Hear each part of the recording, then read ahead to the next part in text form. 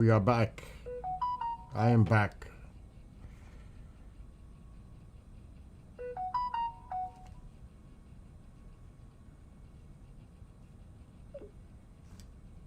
Okay. Someone's texting me as I'm coming on. You know, always happens. Hope everybody's having a wonderful night, evening, day, morning, wherever you are. Let me just get these pop-outs set up. I've been watching, paying attention to what's going on. It is what, 2:35 a.m. in Iran right now? Is anything going to happen in the next few hours? I don't know. There is, the Overlord is flying. This is the first time I've seen the Overlord flying in the Persian Gulf. It just took off from the UAE, I believe. It's the first time I've seen the MQ-4C Triton. Now that is a highly advanced drone, and it can be used for many things. It is jamming, surveillance, you name it, this thing can do it. It's basically for the sea, but it can be used for everything. Yeah, I'm watching the drone. That's why I came on. Oh, God.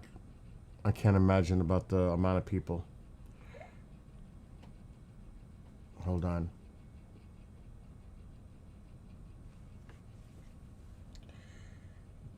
They will redo it. Oh God, I'm getting messages. Perfect. I'm getting messages as I'm going on. Okay. Let me fix my camera. It's a little low. A little low. Anyway, yes, that's why I came on. And because I've been noticing it. The Overlord. That's what I opened up with. And here it is. I was also watching that come in from Germany, but that's it. The MQ-4C Triton. Go look it up. That's one mean piece of machinery. And there it is, right there. And that can be in the air for 24 hours at 50,000 feet. It's at almost 40,000 feet right now and climbing. This could be, I'm not saying it is, this could be an indicator because this is used in tandem for an operation.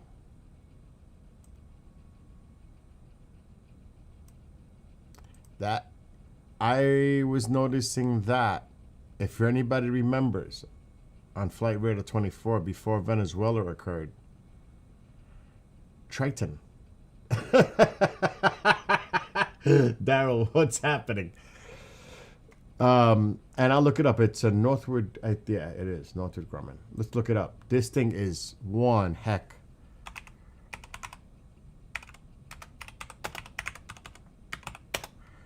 Let's put the 4C Triton. It'll come up to the. I looked at this website before. This is one impressive piece of machinery. And that's what's in the air right now. What this thing can do. The most capable, persistent domain awareness. Detects threats faster. If that's in the air, you have to wonder. It's persistent high altitude maritime. ISR detects, tracks, and classifies objects quickly and safely by flying higher, longer, and more efficiently. But it doesn't just restrict it to sea. Triton is the autonomous. It's a drone capable of altitudes of 50,000 feet for 24 plus hours with a range of 7,400 nautical miles. Oh, it just went up in the air. This thing is going to be going back and forth all night. What's up, DJ?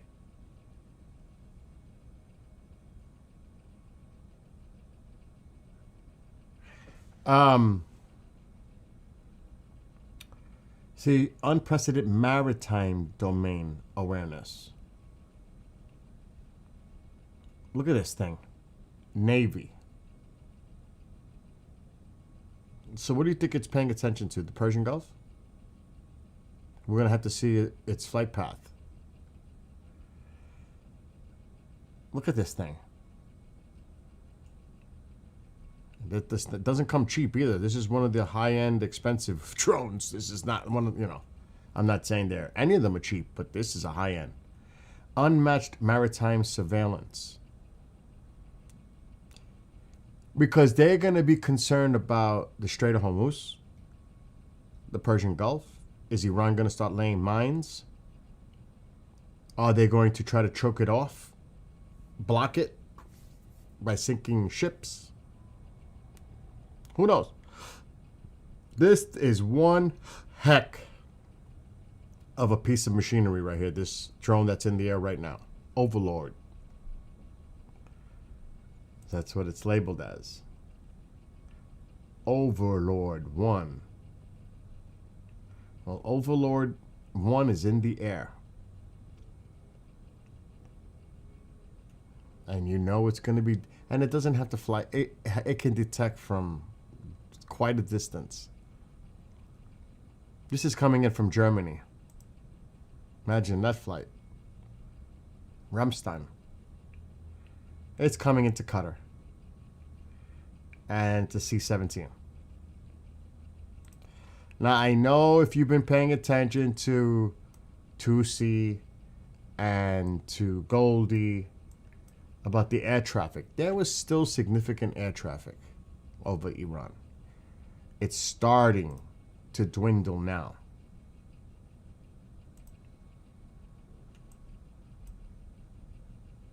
But there's still air traffic over Iran. And there's still over Tehran. So until these no longer flying, look, this one's coming into Tehran airport. Now, when did it take off? That's another question. Is it still trying to get to its destination? Because this thing has been in the air for God knows how long. But you've been hearing that the airspace is going to get closed. They're going to close it down. If you were watching some of these planes are still... Now, this plane just crossed over. If they close their airspace, as we have heard a couple of hours ago, why are their planes still flying into Iran and over Iran and not being diverted? That plane hasn't been over Iran for much time at all. Not at all. So there are still planes going into Iranian airspace. So I'm not so sure about that one. Gotta be careful. Gotta be careful. Because you're going to hear a lot of stuff going on. Is it true? Or are they putting it out there?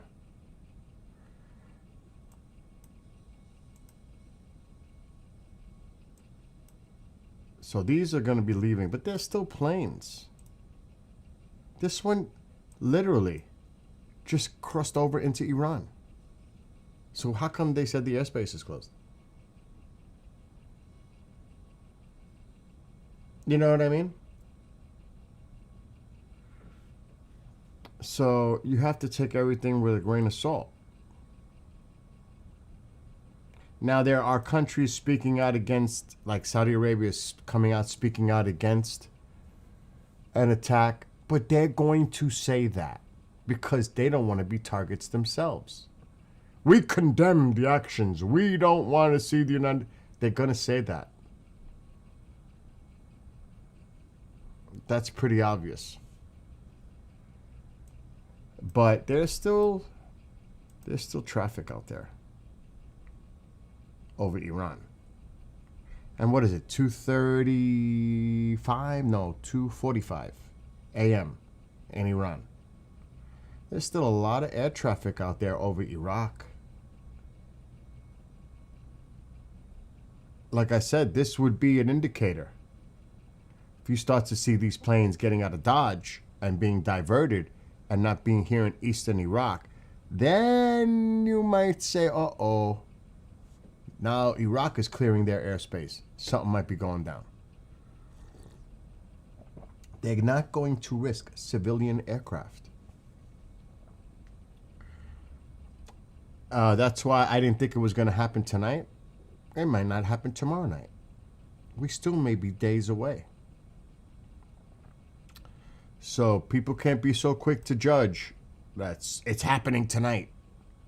No, it's not necessarily true. It may not happen tomorrow night. They still need time. If this is going to happen at all, they still need time to prepare. Bases, assets, logistics.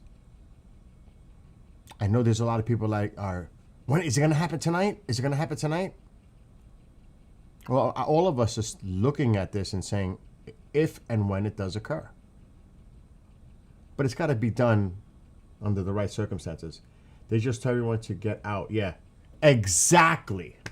Mad Million. They just told, and the other countries, the Canadians, the Germans, they're saying you need to get out. That takes time. That's not going to be. You got to give them at least a day or two to get out. A great point, Mad Million. Exactly. They just told their people to get out. That takes time. So yeah, that's a great point. So again, it may not happen till Friday. Who knows when it's going to happen? Predictions is just a prediction. None of us know. I'm sure the president and his administration, the people that are involved, they may know, because there was another meeting this afternoon. They may know what is going to occur here in the next week. And they're very tight-lipped, and they're definitely tight-lipped because they're concerned of leaks. The last thing you need is that. So I don't see this happening. Like some people, it's going to happen within the next 24 hours. Hold your horses. Hold on. Take a chill pill. Because you're going to look foolish by saying something like that. Yeah, this one was way up here. I saw that one earlier. A Hercules. This one went all the way up, northern Iraq, and then now it's coming back down, coming back into Qatar. But the curious thing is this one's going to be picking up a lot of surveillance, and it's going to be in the air. So this is definitely something to watch. Because like I said, before it happened in Venezuela, the night before. Andy, I don't know if you were here, who was here. All right, Daryl. The day before, the MQ drone flew from Florida, Jacksonville, to Venezuela, and then back to Jacksonville. And what happened a day later? Boom. And I'm not saying it's going to happen. I don't think it's definitely not happening tonight. Look, when this thing is out there, this is a data collector. This is a jammer. This thing does a lot of different things. It can be used in the air to get live, real-time data for any impending attacks, etc. Yes, it does that too. Because if they're doing anything, that can be watching if the Iranians plan to do anything in the Persian Gulf to disrupt the oil flow. Or like I said, place mines for ships. That could be there So even though I'm saying what I'm saying, it's 2:45 a.m. You never know. That's one thing. The president is unpredictable. You just don't know. So that could be up in the air as something is going on, or it's doing data collecting and will be there in the, because that could stay up in the air for 24 hours. And that's in the region now that we don't have many of these, by the way. And if you remember, you've been seeing a lot of stuff coming in. Matter of fact, earlier today, something came in to UAE, and I'm wondering if this came in, it was brought in, and then now is launched. And this is what the things that's important. A lot of stuff is coming in. A lot of supplies are coming in. Like this just came from Germany, just landed, or is about to land. It's about to land. Came from Germany, which there has been a lot of activity. I mentioned that earlier today. A lot of activity coming from Germany, from the bases, because it's not just one base. So, is it possible? Anything's possible. Is it likely? I don't see it likely. And Alexa, what time is sunrise in Iran? It's like 7 a.m. Sunrise in Tehran. Iran will be at 7:14 a.m. tomorrow. Would you like to know the sunset? Alexa, no, stop. So there is a window of darkness still available. You still got about 4 hours. So that does not mean nothing will happen tonight, because there's still 4 hours of darkness. They're not going to do this in daylight. They're just not going to do that. That is just strategically stupid. So if it doesn't happen within the next few hours, it's not going to happen tonight or their morning. And you definitely want to make sure you've got everything in place if it's going to be a military strike. Lindsey Graham can't contain himself. He's just going on and on and on. It's like, bomb him to hell. I'm not live on TikTok yet, because then I can't speak freely on that platform. That's just the way it is on TikTok. So we're holding off on TikTok for a minute. I'll go on eventually, but not yet. I do want to check. I want to show you, because I was like, oh boy, here goes Lindsay again. He's not afraid to speak his mind. Never has. I mean, you may like him or dislike him, but that's Lindsay.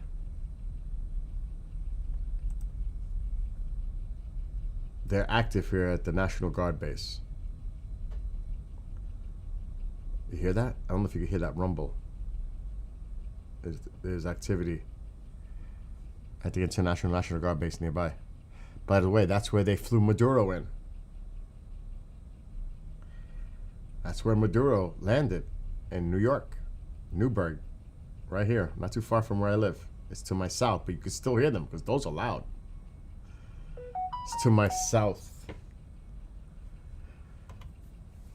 So, oh yeah, there's been activity here. I'm not saying that has nothing to do. I'm not saying it has nothing to do with Iran.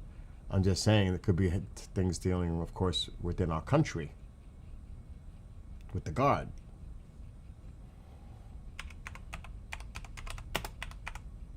And I was like, I'm not going to see the helicopters, whether the one that Maduro was on or the escort, because they're heading south. So I wasn't like it was going to go over my house because I'm to the north. But I'm sure the people that lived right there seen the helicopters. Or like West Point, places like that, as it was heading toward New York City.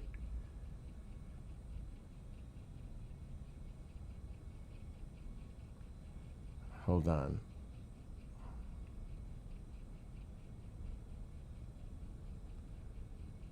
Oh, here it is. This was a few hours ago. This is what Lindsey Graham. So he reposted what the president had said in his post. To all Iranian patriots, keep protesting, take over your institutions if possible, and save. That was from actually. Yeah, that's what it says. All I say to them, help is on the way. Okay, whatever. So Lindsey, what a powerful Ronald Reagan plus message being delivered by President Trump today to the protesters. Keep protesting. This is the President Trump's Ronald Reagan moment on steroids. When Reagan went to the Berlin Wall, he didn't say, would you mind lowering it? He said, tear it down. At a critical time for the long-suffering people of Iran, President Trump said, keep protesting. This will be his Berlin Wall moment 1,000 times over. If this tyrannical, I can't say the word, tyrannical religious Nazi regime in Iran falls because the will of its people, it will be as significant as the collapse of the Soviet Union and the biggest challenge in the Middle East in 1,000 years. When it comes to standing up to evil, which provides security for the American people, the president is on track to be the GOAT, greatest of all time, of presidents. That's what Lindsey posted 3 hours ago. Lindsey's like, he's got the mega cap on, make Iran great again, and he's waving the flag. That's what Lindsey's doing. He's a character. Mad Million, you almost made me spit out my coffee. He's foaming at the mouth. Oh my gosh! Oh, when I read your comment, I almost lost the coffee. There could have been stains on the shirt, and it would have been your fault. But yeah, and I'll show you on the screen. Lindsey. That's what he had posted 3 hours ago. Or a little bit more because it says 3 hours. It could be like 3 hours and 53 minutes.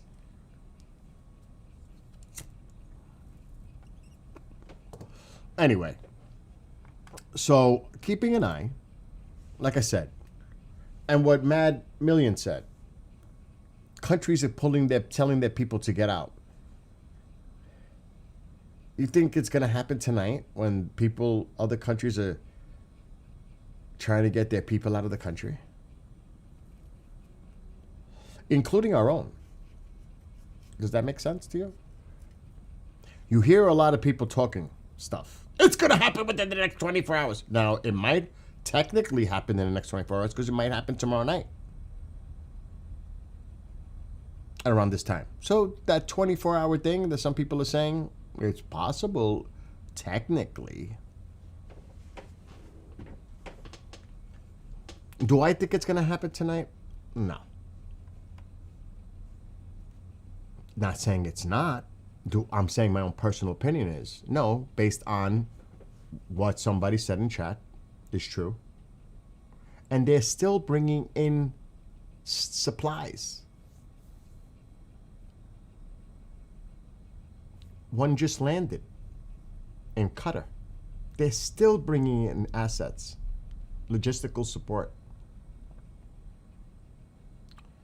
Even though that Triton is flying around, I'm telling you, when that Triton is in the air, now you really got to keep an eye. Because that thing, when it's up in the air, like that one disappeared. The Triton is still there. The one landed. That's the one I was watching. It landed. But that Triton is flying around right now. In the Persian Gulf.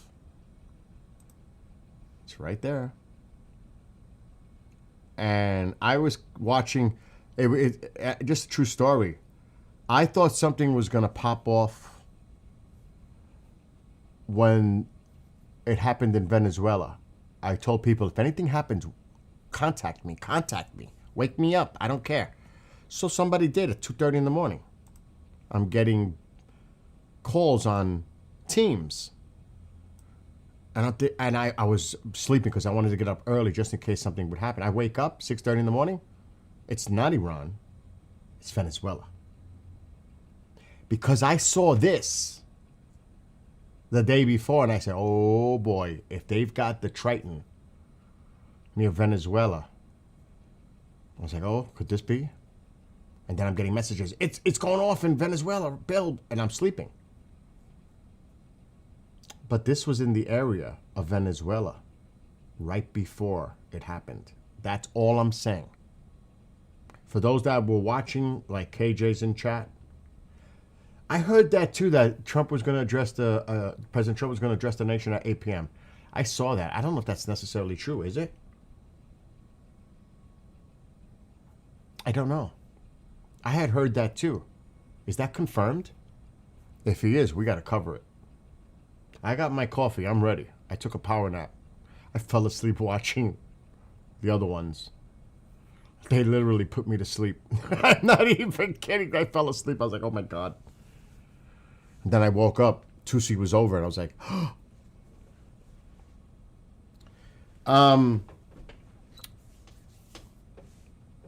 so this is, I mean, if you think about it, you know that they would love to disrupt, especially right here, the choke point. They would love to disrupt this because there's going to be a lot of pressure in the United States. Well, you caused an oil supply global issue by doing this. They would love to say, look what the United States caused. You know, they're going to cast blame. It's because of the United States that this is happening.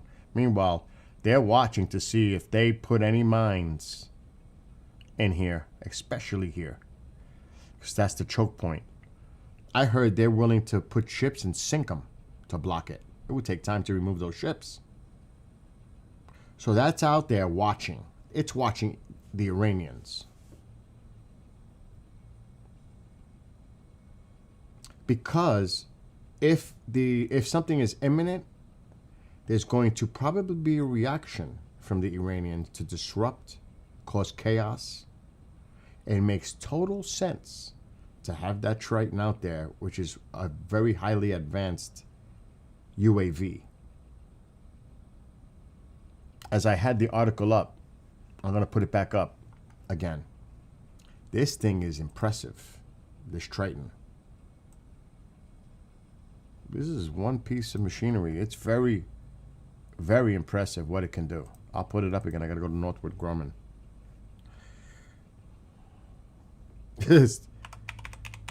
It's the MQ-4C. And I already put Triton. This thing, let's just read this again, what this thing can do. That's why I see this as being somewhat significant. That's what you're looking at. Overlord 1 over the Persian Gulf right now, that's this. It's Navy. It's really used for maritime, but it can also be used for land. But it's basically for maritime. It makes sense for the Persian Gulf. So I'm going to just read it. The MQ Triton's persistent high-altitude maritime ISR detects, tracks, and classifies objects quickly and safely by flying higher, longer, and more efficiently by quickly sharing data to enable military coordination. See, now that's what gets me, because I've read this numerous times when the Venezuelan thing was going on. So this thing is like almost giving you real-time data. That can work in coordination with something else that's about to happen. So if they're hitting targets, they're going to see the response, if any, that the Iranians do in the Persian Gulf. Pretty much this thing is fast. It's going to give them data quick that can be relayed.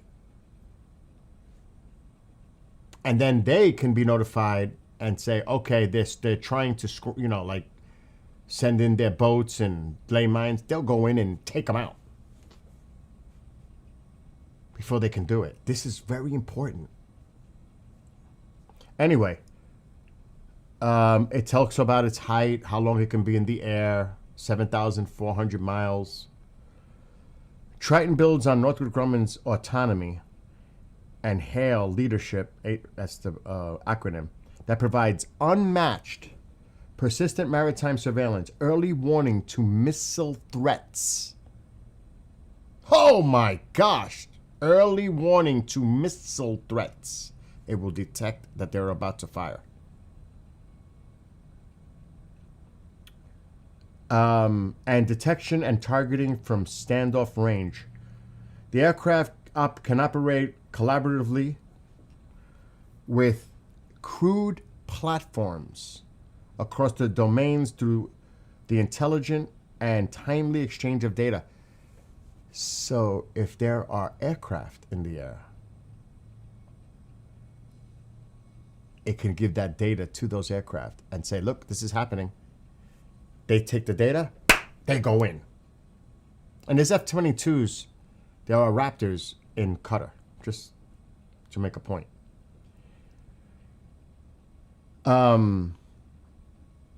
Let's see. Triton's ultra-long endurance and domain awareness also makes it ideal for a wide range of homeland defense missions.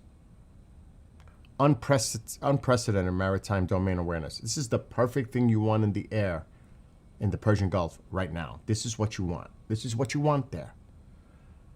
A single MQ-4C with its ultra-long operational range and high altitude combined with simultaneous operations of the 360-degree multi-intelligence suite provides for 4 times the ISR coverage of other autonomous platforms without sacrificing altitude, range, or endurance. Triton can see farther.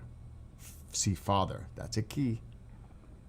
Fly longer, act faster, identify quicker, and it is more survivable than the less capable medium altitude uncrewed systems. This thing is at 50,000 feet. Good luck. Good luck. The U.S. Navy has robust Triton R&D funding, research and development, funding for continued capabilities, insertion, and improvements to pace the threat. So upgrades. They have the money. The funding for research development to advance it, to upgrade it. So this is in the air right now over the Persian Gulf. And it doesn't have to be close. It can do it from a distance. Unmatched maritime surveillance. So that's why I wanted to give a little background, because that's it right here, Overlord 1. And remember, this can also alert missile early detection launch. This can do a lot of things quickly. So this is very important that this is in the air. And like I said, before the Venezuelan thing happened, they launched one from Jacksonville, Florida. It went all the way down off the coast of Caracas, then flew all the way back. I don't know if it was 1 day or 2 days later. That's when it happened. But this was in the air. But again, what somebody put in chat is true. Other countries have told their people to get out. You got to give that a little time, don't you think? It's not like they could just, oh my gosh, run to the airport and get on the first flight to get out. I'm sure some people are trying to do that. But that shit still takes time. It depends how much personnel they have. But Iran is a big country.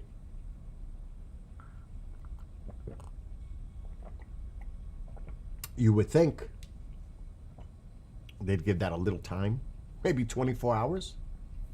Plus, yesterday it was also for Americans. Get out.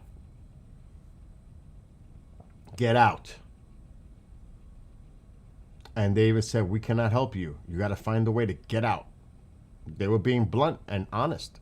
You've got to find a way. Do not use your U.S. passport because they can detain you. And they'll use them as chips. Negotiation chips. Hostages. We're going to go through that shit again? I don't think so. So, like I said, there's a lot going on. What's this one coming in? That's the Hercules. Yeah. And like I said before, you got to look at the general air traffic. If the airlines are telling them to stay out of Iran, they're not saying to stay out of Iraq yet.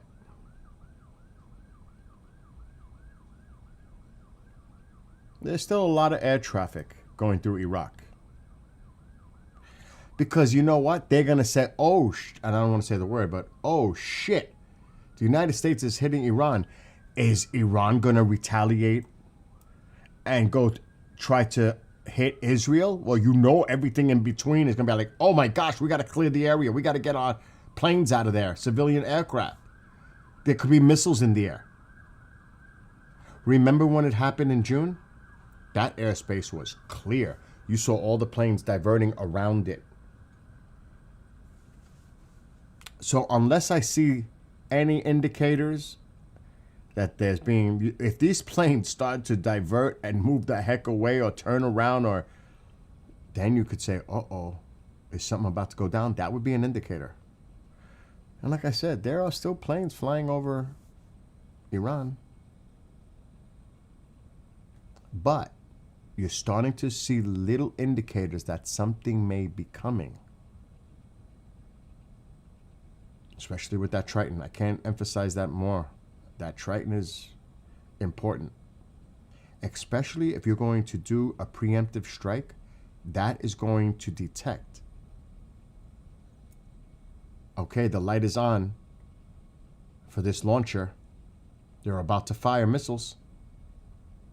Get them. So that's in the air.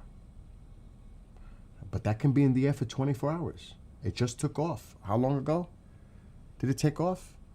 24 hours doesn't mean now. 24 hours could mean tomorrow night, local time, early morning in Iran. So I know there's a lot of people out there saying it's going to happen within 24 hours. But when they said that, that was like at 3 o'clock this afternoon. So that would be 11:30 in Iran. Could be. Technically 24-hour window. If you want to be like technical. It's possible. What time did it start in Venezuela? Like 2 a.m.? 2:30 a.m.? So, let's see. How long has this... Excuse me. Who knows how long this has been time-wise in the air. Oh. Actual 2:35.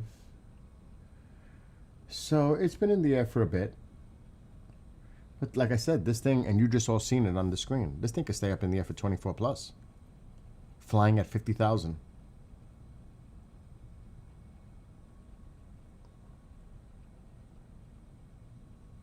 I wonder what the top speed is of this. 300 ground speed. True airspeed, 270 knots. What's the altitude? Wow, this thing's at 46,000. But see where it's going? That's why if they're going to do something, I think they would choke this off. They're not going to do it out here. It's going to be right here. They would lay mines, sink ships, cause disruption, because that would take a while to get that clear. And that would be my guess. Right in there. And this is going to be something to keep an eye on. But like I said, I am not seeing anything happening this morning. And I could be wrong. It might pop off tomorrow. And again, I'm going to emphasize what Mad Million said in there, a lot of countries told their people today, earlier, to get out. You got to give that time to let those countries try to get their people out of the country. Now, I know some people might say, do you really think that the president gives a F about that? I'm sure people are thinking about that. You think the president cares about them getting their people out? But we also have people there that we're trying to get out. So until I see some change here, because the civilian traffic, you're going to see it. You're not going to see the military, the vast majority of it. You won't see that. But you will see the civilian traffic. When that starts to act strange, where you start seeing planes being diverted away from the airspace, then you know they've been warned to get the hell out, and it's coming down. It's going to happen. Until I see evidence, like indicators, no. Because they're still following the flight path through eastern Iraq. And it's consistent. When they start to turn and have to go around, like happened 6 months ago or so, and they have to go around, when they got to go around or go this way around, then you know something's up. But when you have all this air traffic in eastern Iraq, now I just want to see what anybody else is saying in chat. And can anybody confirm that if the president is going to speak tonight at 8 o'clock? I heard about that earlier. Is that true? Again, you have to confirm things. You just can't run and be impulsive and everything you see, because there's a lot. You got to remember, they're going to put stuff out there to throw people off intentionally. And some people may go with it and be a little bit gullible and say, oh my God, did you see what they just said?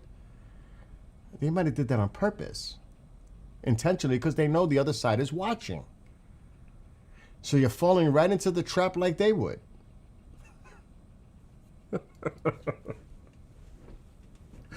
Oh my God.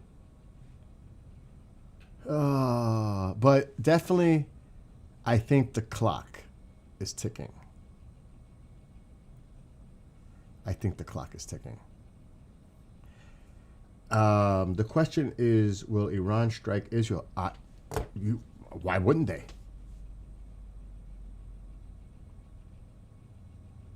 They would love to tell their people withdraw, but this is the question I asked earlier today. Not by us here in chat, not by any other person that's doing a show, podcast, whatever, because it's going to be biased. If you took a poll of the Iranian people in Iran, not outside Iran, in Iran,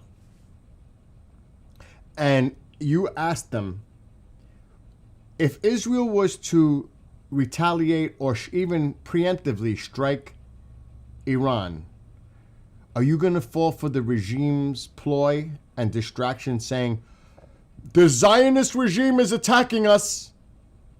Just because they would think that might try to stop them and break up this revolution that's going on. Or would they say, please do hit the IRGC, hit the targets? Because they're not going to go after the civilians. They're going to go after the targets. What would the Iranian people say right now? What do you think the vast majority of Iranians would say? Please do it. Bring it. Hit the IRGC. Hit them hard. Because the army is different in Iran, the People's Army. Let's call it the Army of Iran and the IRGC.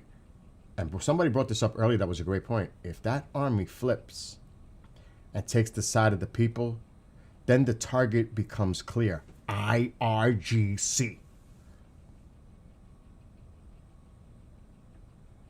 Now, I don't know. I haven't really paid too much of attention. Is any of the army personnel starting to flip over to the people's side? I don't know, but that would be so significant if the Iranian army, not the IRGC, takes the side of the people. That's a game changer. Because now everyone has a common enemy, the IRGC. So that would be now the army, who is armed, not like many people in Iran, which are not,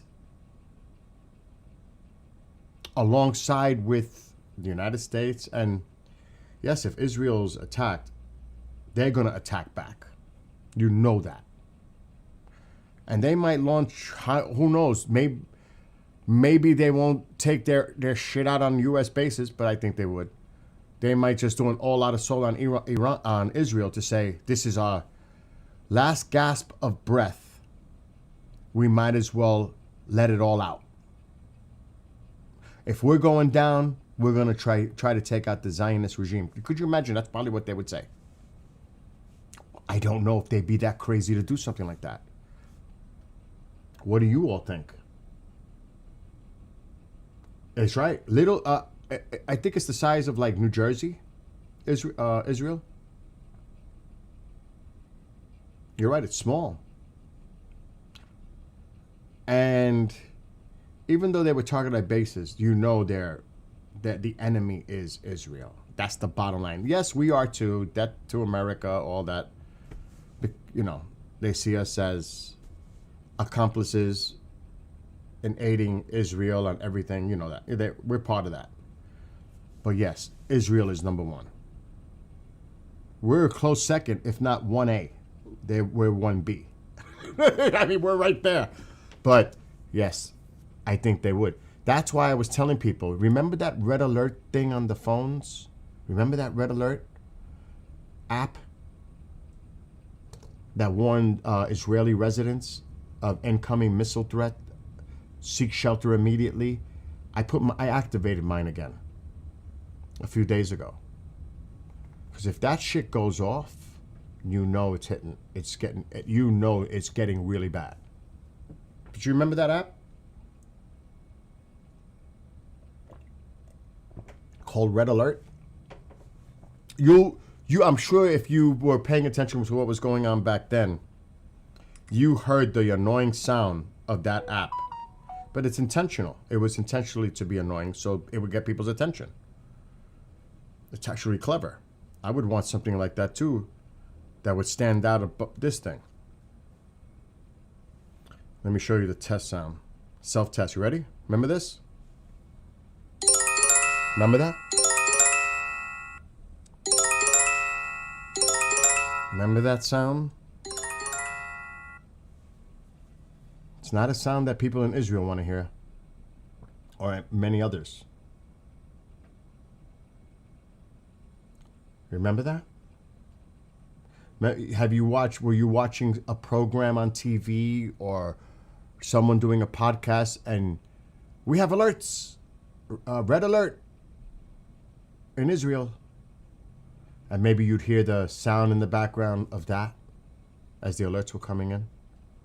Mine is activated just in case. If something goes down in Israel, they're going to put up that red alert.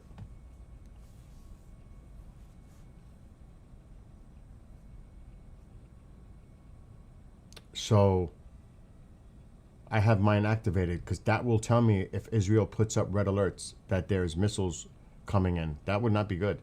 I mean, we might hear it if you're not paying attention. What happens? What happens if it's 3 o'clock in the morning? I'm sleeping, and all of a sudden I hear that tone. It's happening. That will tell me right away. It's happening.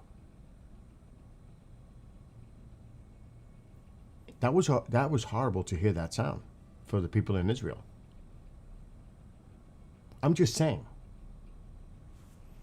So yeah, there's indicators that you can have that can kind of tell you something's about to go down, or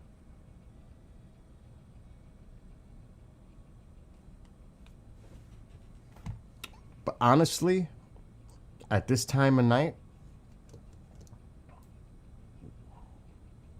I don't think anything's happening in the morning hours tonight in Iran. There's still like 3+ hours of darkness. I don't see it happening tonight. I know a lot of people are like, when is it going to happen? Is tonight the night? You know, you know.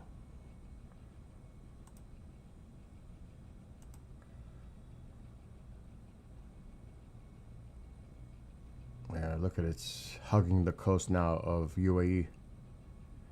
You think it's going to go around and come around here, or you think it's just going to go a little bit more and then turn around? And what do you guys think? You think the drone is going to go further and make that turn and come down and maybe come to here? Remember, this thing could be in the air for 24 hours plus. This is going to be in the air for a while. What do you guys think? Shroot says it will be after the market closes on Friday. You know, I was thinking of that too. That's why I said, you're right. That's an excellent point. Excellent point. Because you know it's going to affect the market big time, especially the oil. That's an excellent point. And it does, that makes sense in so many other ways too. It gives time for people to get their people out. If you guys hear anything, please let me know. But let's try to be rational, logical, and grounded, and not, you know, let's try to see if there's a little credibility behind any reports that come out. You know what I mean? It does make sense. It does make sense. That is a great point, Shroot. That's a great point you brought up on YouTube chat. Oh, I'm not on TikTok yet. I may not go on TikTok tonight. I think we might just stay like this so I could talk freely and not worry about Tube of the U, Book of the Face, Rumbler Nation, because we're on Rumble too. That annoys me. Do you know I've gotten hit from streaming on TikTok numerous times where I'm banned for a week or banned for 2 days? You know I got banned a few times for saying, because, you know, I'm older. That's retarded. You know, like that's like an old thing I used to say. That's so freaking retarded. And because I used the word retarded, I'm banned. That platform is freaking ridiculous. Truly. But there is an audience there. And when I say that, there are people.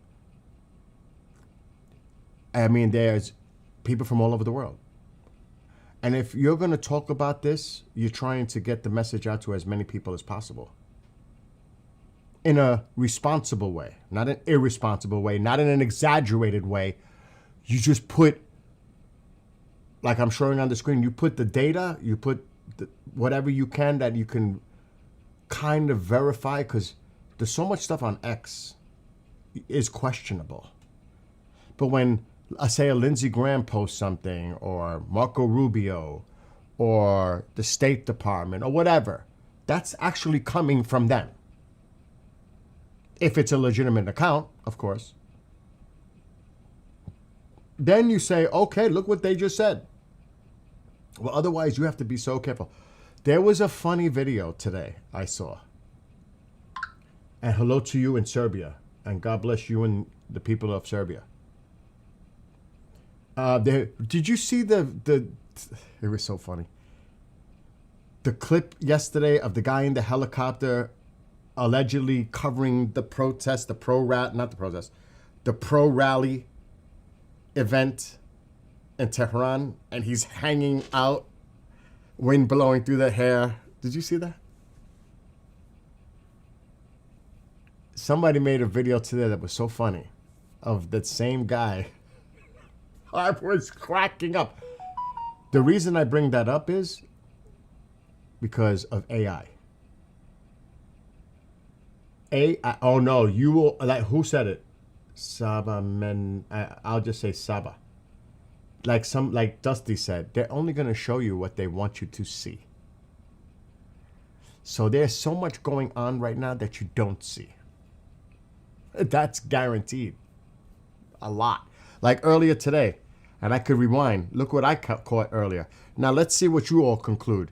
Now I don't know if anything happened. I'm not saying anything did. Look what happened about an hour or two ago. right over here in Jordan and Syria. You want to see? Let's play back. So 23, let me go to 20. Let's go to 20. Keep an eye. Let me pause it first before anything pops up. There were 2 Typhoon UK fighters and their Voyager refueler. And you could look up the article, don't take my word for it. About a week or so ago, the UK along with France hit targets in ISIS targets, an underground facility, storage in Syria. And they used Typhoons, and they used their Voyager, which is a refueler, because they have a base right there in Greece. So I see, because I've been monitoring this all day. You know, I'm not really watching what Goldie's saying or Tusi. I'm listening to what they're saying, trying to see if they say anything that I can catch on and say, oh, that's interesting. You know, it's more like they might say something that I'll have to look deeper into. Now I'm putting this in motion. I'm gonna go I don't want to go too fast because sometimes it comes up with bad data when you speed it up too much. Now remember, you're not gonna see it. It's just gonna pop up because they turned their transponders off. There it is. There's those 2. Okay. Pause. Look. 2 Typhoons. UK. Were they doing something in Syria?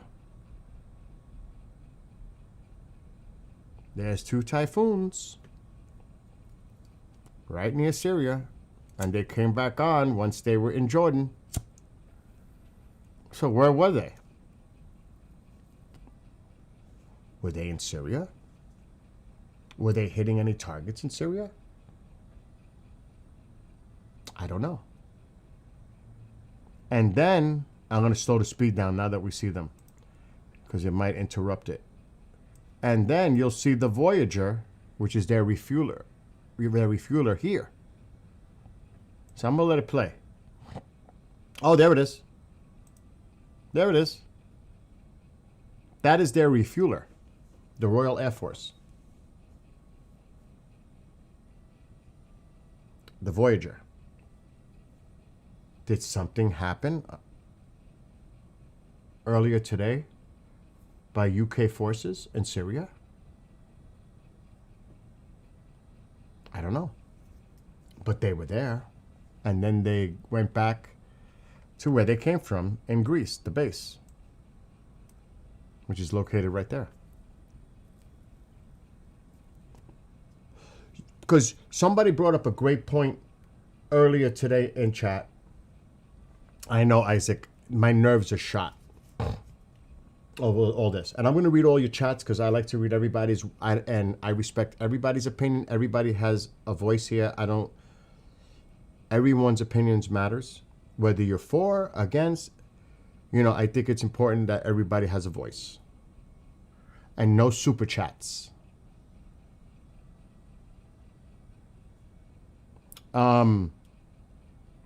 So yeah, here's the base. I've been keeping an eye on that. It's the Royal Air Force base right here. RAF Akrotiri. It's going to be like that. It's in Greece. It's going to have a, you know, that kind of a name. I'm from New York. I originally from the city. I live upstate for 20 years now. So I have that, you know, that accent going on. You know what I mean? And I will just say, forget about it. All right, let me just catch up to some chats going on. And I just wanted to show you that, though, because I picked that up earlier today. And I was like, oh, what's going on? And like somebody said, Dusty, you'll see it if they want you to see it. Now, they're over Jordanian space. You can see it now. Whatever happened, happened. They feel they can do that. Put their transponders on. Here I am. But they're not. You're not going to see what they don't want you to see. Why? How? Why? That makes no sense. Here we are. Here we coming. Here we are. No. But it's also psyop to say we're here. Holy sh! Oh, it looks like it is going to go around. Is it? You think it's going to go all the way around? The Triton drone? Look where it's flying. Is it going to go like this? And then head back?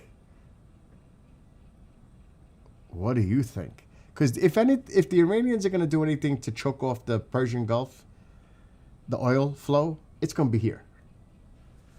In the shortest point, the Strait of Hormuz. Why? Because it's the shortest point. They can take some tankers out there or whatever and sink them and block it. Put mines in the water, all that. They're going to choke this off. They're going to try to disrupt it. That's why we're keeping an eye on it. And also early missile detection. And that drone is significant. That is significant that drone is out there. And let me see what some people are saying in chat.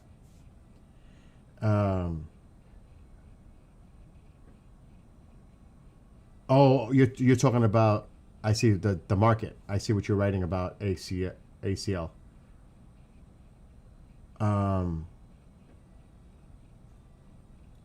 The Lockheed Martin MC-130. I've been in the Persian Gulf.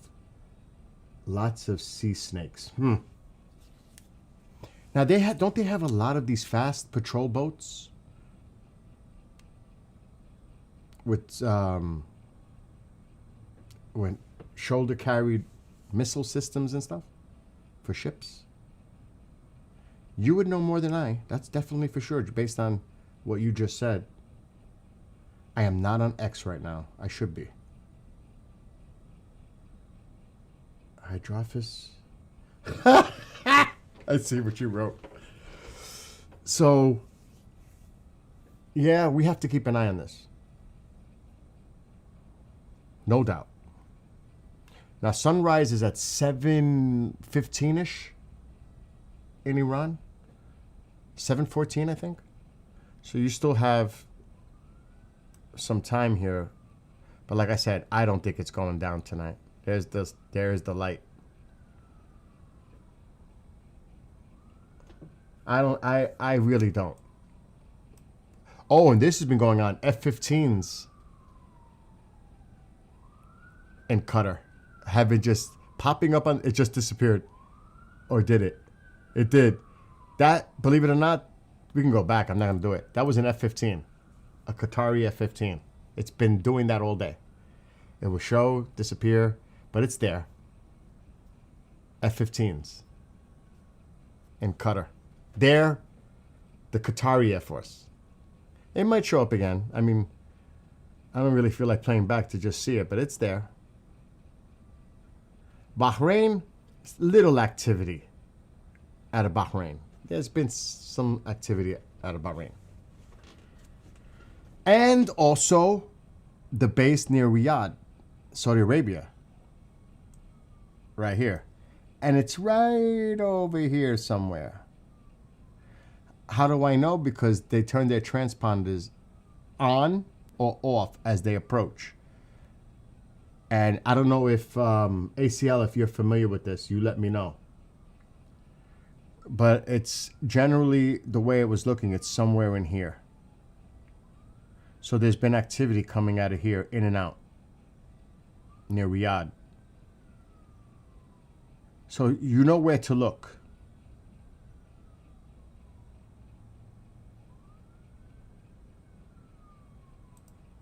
That looks like a, I'm not going to look, that looks like a C-17. Oh yeah. Just by looking at it. Now where the heck? Yeah, there's something, I've seen a lot coming out of here too. Here comes another one. A lot coming from Germany and some from the UK. Where did this one come from?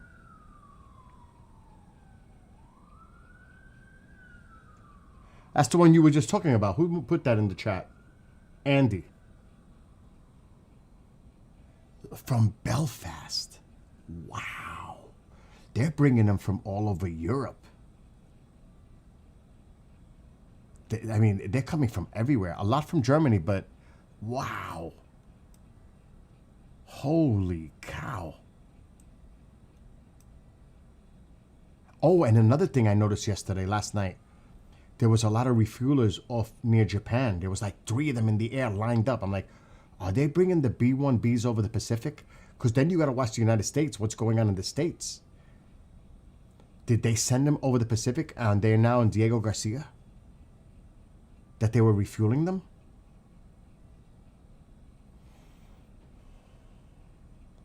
The Isle of Man. This definitely looks like a tanker. And they're bringing in the big boy tankers too, the 46, the KC-46. All right, that's just the strata tanker, which is a more modern version of the 35. But let's take a look. I'm very curious. Let's go over by Japan, because you might see stuff coming in of Diego Garcia, because it's by India. It's down there. I don't see anything. Now, of course, there's always going to be activity here.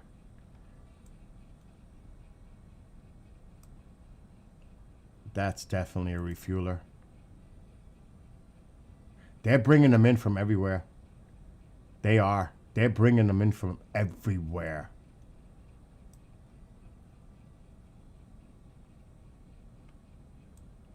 And let's look at the states. Because sometimes you'll see stuff going on here, especially to the north, Dakotas, Texas. There are different places to look.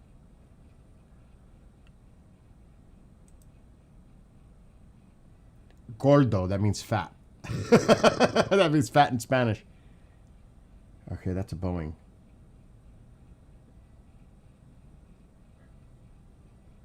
I'm looking at the larger ones. There's some fighters here. There's a tanker probably. I mean, they got to have them all over the country. I'm not saying, yeah. But this is something to keep an eye on too. Because if you see them circling, they could be refueling them in the air before they make their journey either over the Atlantic or toward the Pacific. But that's what you'll see. They'll do a circle. Long circle. More, not a circle, more like an oval. An oval. Straight line. Turn back. Straight line. Not just a circle. Let me correct myself. That could be an indicator that they're refueling craft in the air. So these are like the little things you look for. At least what I look for. So you got to check out everything that's going on. It's not just there. It's all over.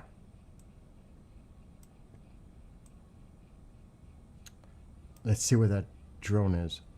It's funny how they keep bringing them in. They're coming in with so much. And that's the thing. We got to be ready. And it looks like exactly that. There it is. The drone is right where I thought it would be. And it's definitely... Now, is it going to come all the way around?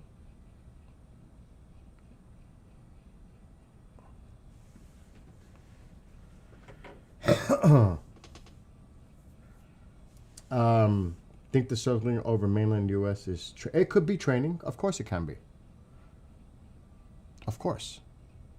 I'm not saying with absolute certainty that is the case, that it could... I said it could be that they're refueling. I'm not saying for absolute certainty that it is, but sometimes those are the indicators that they are refueling. For example, the B-1Bs before they take their journey. Yes, Ireland. It came from Ireland, the other one. That's what I was saying earlier. That one, that C-17 came from Ireland, Belfast. I was like, wow. They're coming from Ireland, UK, a lot from Germany. They're coming from all over Europe. So they're bringing in a lot of assets from the different bases that the United States have in Europe, and they're bringing it in. And you can still see they're still coming in, so they're not ready yet. They are not ready yet. They want to make sure they can have everything in place before they do anything, if anything at all. It would be stupid if you weren't prepared. Because you got to remember, whatever you do, you have to protect our troops. You know, that you have to protect our troops, our personnel on the ground. And you got to think also, whatever host nation that any launches occur from, they're targets. So Qatar knows this. And I think the Iranian government already said that. We're not just going to hit the bases. Any countries that host these bases and allow the United States to take out attacks on our country, you are also a target.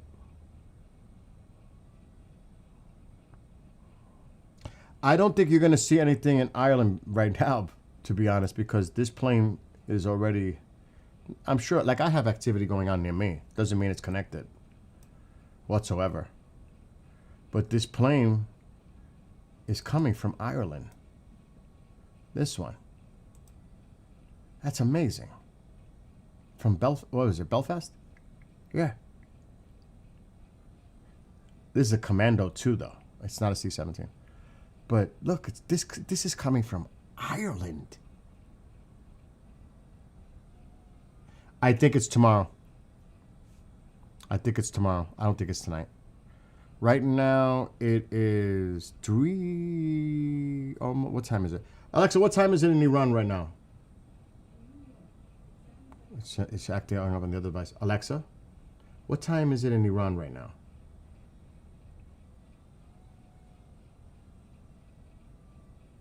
This is not a difficult question. It's 3:47 a.m. in Iran right now. No way. I don't see it happening. I don't think I'm going to go on TikTok. Was that for me? No, that was not for you. Thank you, Alexa. Stop. I'm not going to go on TikTok tonight. Because then I can't talk freely.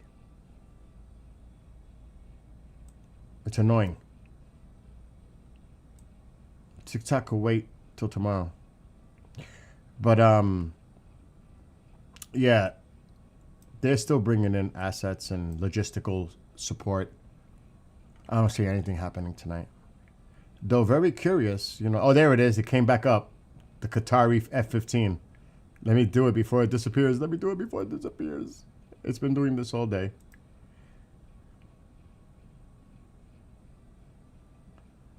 Yep. Oh, it's actually a Typhoon this time. Wrong. I was wrong. It was an F-15 earlier. See, Qatar. So they have Typhoons and F-15s. They have a little bit. It's been popping up all day. This is the one I think that just landed. Yeah, that's the one that the Hercules that just landed. But let's see where the drone is. Oh, it is. It is making its way down. And remember, this can be in the air for 24 plus hours at an altitude of 50,000 feet.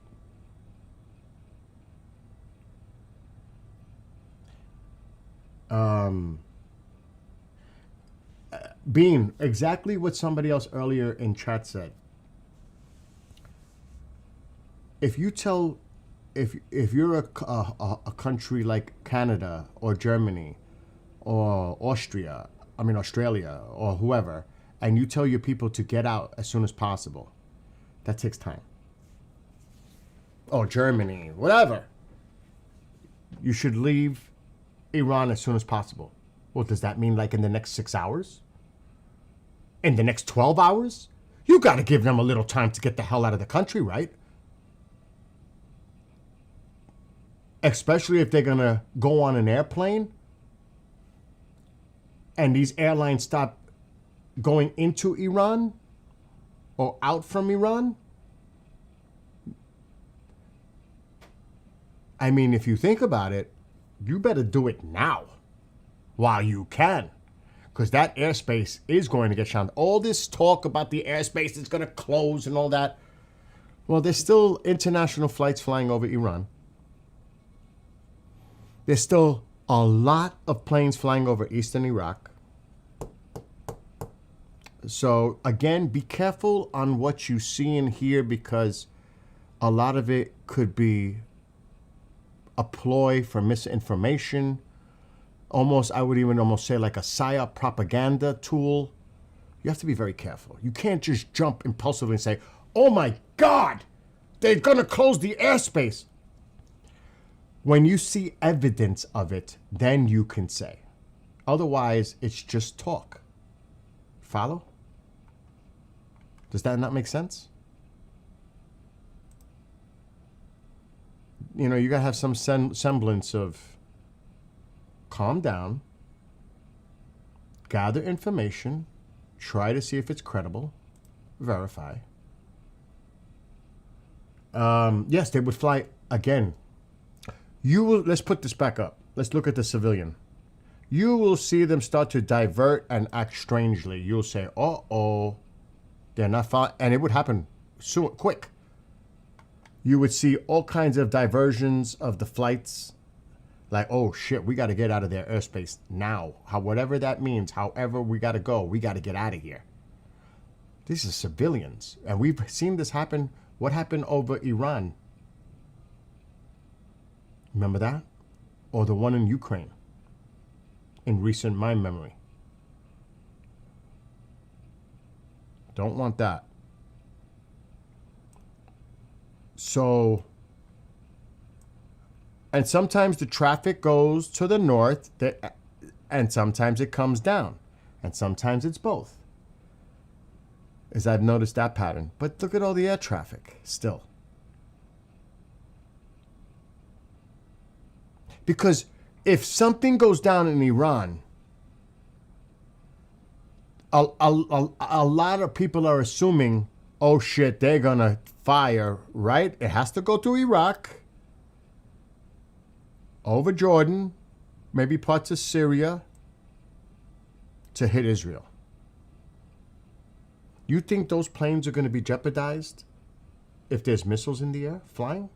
And I'm not just talking about one. Potentially, you're talking maybe hundreds of missiles in the air. Those planes are not going to be there.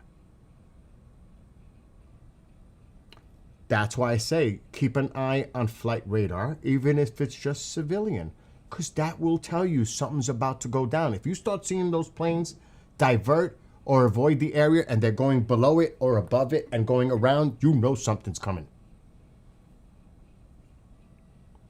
Right or wrong? Does that not make sense? John is saying, have you seen the report of fighter jets in northern Iraq?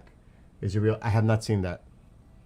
Again, and I have not looked into that, never heard it. I was concentrating more on this. There's going to be a lot of talk. Don't run with anything you see or hear. Try. And would they announce that? Really? Would they? Or unless somebody leaks something out on purpose? Because that could be a diversion. Oh, did you hear? Look, there's something going on up there. Meanwhile, that's just a diversion. There's so much. You got to be careful. That's what I'm saying. U.S. sold Qatar the most advanced F-15. That was, I saw that, John. That's the one I saw today. Exactly that one. The F-15 QA. I saw that today. That is funny that you put that there because that's the one I saw. It does pop up now and again on flight. Yeah, you're right. I seen it. Do you think they'll try to knock out Iran's? No. What might happen is cyber.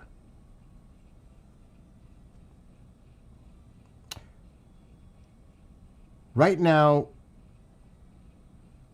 Reza Pahlavi told them to strike, don't work in the energy sector, etc. I don't know if there's any activity going on right now in their oil fields. I don't know. I don't think that's so much of a concern right now. I don't think they would do that. That's a good question. That is a really good question. Who said that question? SJ. That's actually an excellent question. I don't think so. I think they're going to go at IRGC sites, bases. They would have to definitely take out their ballistic missile platforms, and even storage facilities, because who knows how long. I mean, we don't know. I would go after as much IRGC assets as I can. The question is, are they going to go after leadership? Do you think they would go after the leadership? Personally, I think that the Iranian people should capture the supreme leader and hold him and his other cronies to justice. That's just my own opinion. But sometimes you can't get what you want. But I think they would be like, he got the easy way out, and his demise was quick. I think they want to put him on trial, similar to Nuremberg. Put all these, I don't want to curse, but put them on trial and have them face justice by the Iranian people. That's just my opinion. But it could be they go after the regime itself. What would you do? See, this is the questions that have to be asked. And then, it's almost like, okay, I'm just going to throw this out there. I'm not trying to throw a conspiracy into this. I am not at all. But with Osama bin Laden, and allegedly, supposedly, on the ship, they disposed of his body. How do we know that to be true? Or even if it did happen, right? Let's say it did. There's always going to be the question, is he still alive? Did that happen? I think by the Iranian people doing it themselves, because let's say we hit him. We still hear talk about Hitler survived and went to South America. Decades, almost a century later. That's why I say it has to be something definitive. Let the people, similar to what happened with Saddam Hussein, let the people decide. I think it's up to them. Don't you think they deserve that? I do.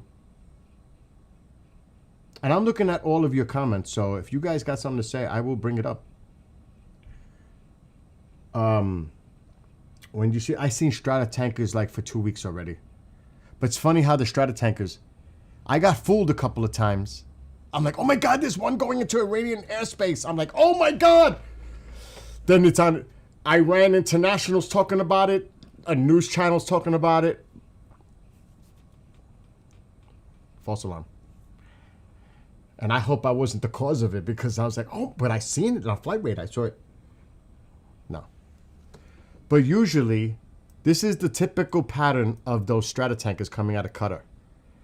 Except for one that did something different. They come out, they head northwest. When they get to the southern eastern point of Iraq, they went west. Now, sometimes the transponder would be turned off, or sometimes you'd see them going north into Iraq. And then they would turn it off. That's been the pattern, except for one. I don't know if it was yesterday or the day before. Took off from Qatar. It went north of Riyadh, circled a few times, and then it went on its merry way. And then it came back down and landed. I was like, what was it doing? Why did it go to Saudi Arabia? You know what I mean? I was like, are they refueling? Because that's the first thing I think. Are they refueling something in the air? It's a tanker. I mean, wouldn't you reach that conclusion? What is it doing? Why did it go over there? Why it didn't land? Why is it circling near a base, one of our bases. Now, a lot of this just could be preparation for if and when it does happen. This is all prep.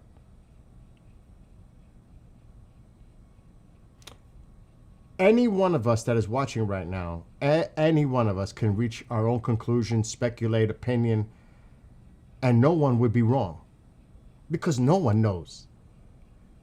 I mean, his inner circle and the president probably know by now. They pretty got a good idea, even though there's probably a debate going on. Do we do cyber? Do we do this? Do we do that? What exactly? And then very few people will be notified, like what happened with Venezuela, because they're afraid of a leak. Loose lips, right? So only those that are in a need to know, as far as civilian, I'm sure the military personnel have a good idea what's about to go down. But as far as civilian, people in Congress, that kind of deal, the president keeps it close. And this has nothing to do with politics. Let me make that clear. This is not, I'm not talking from a partisan, I'm talking about this from a logical, rational thinking perspective. You want to keep this clamped down. You want as least amount of people to know, because loose lips. It's just logical. Right? I mean, think about, and again, this is not political when I say this. Think about past administrations. Well, we're going to do this in approximately 2 weeks. We're going to plan on doing it. Are you kidding me? Are you really kidding me? See, the one thing about President Trump, and again, I say this all the time, it's not whether you like him or dislike him. One thing, he's unpredictable. You don't know.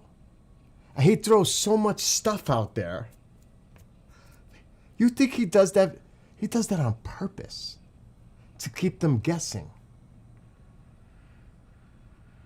And that's exactly, right now in Iran, they're probably saying to themselves, what the F is he going to do? I mean, the other day, yesterday actually, the president of Iran was out on the streets with his security, and go look at the footage. They're looking around there, and the supreme asshole, he's like this, and he's looking up, he's looking around like, oh shit, this dude is paranoid. He came out of his little hole bunker to show presence, and I bet you it didn't take long before he went back into the hole. Right?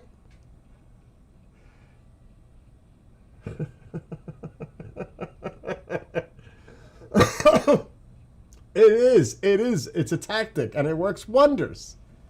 Look, all right, we knew something was going to go down in Venezuela. Right?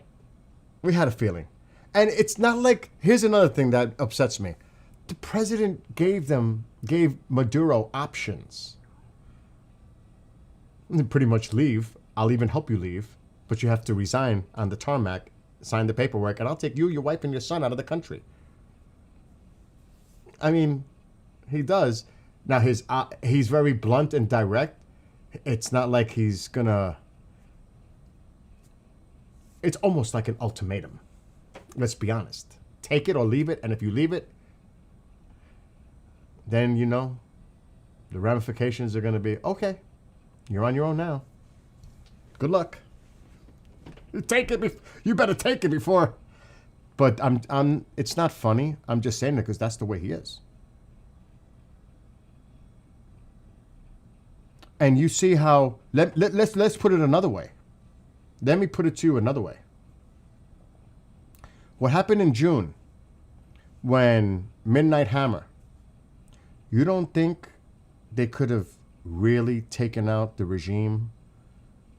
The president spared him.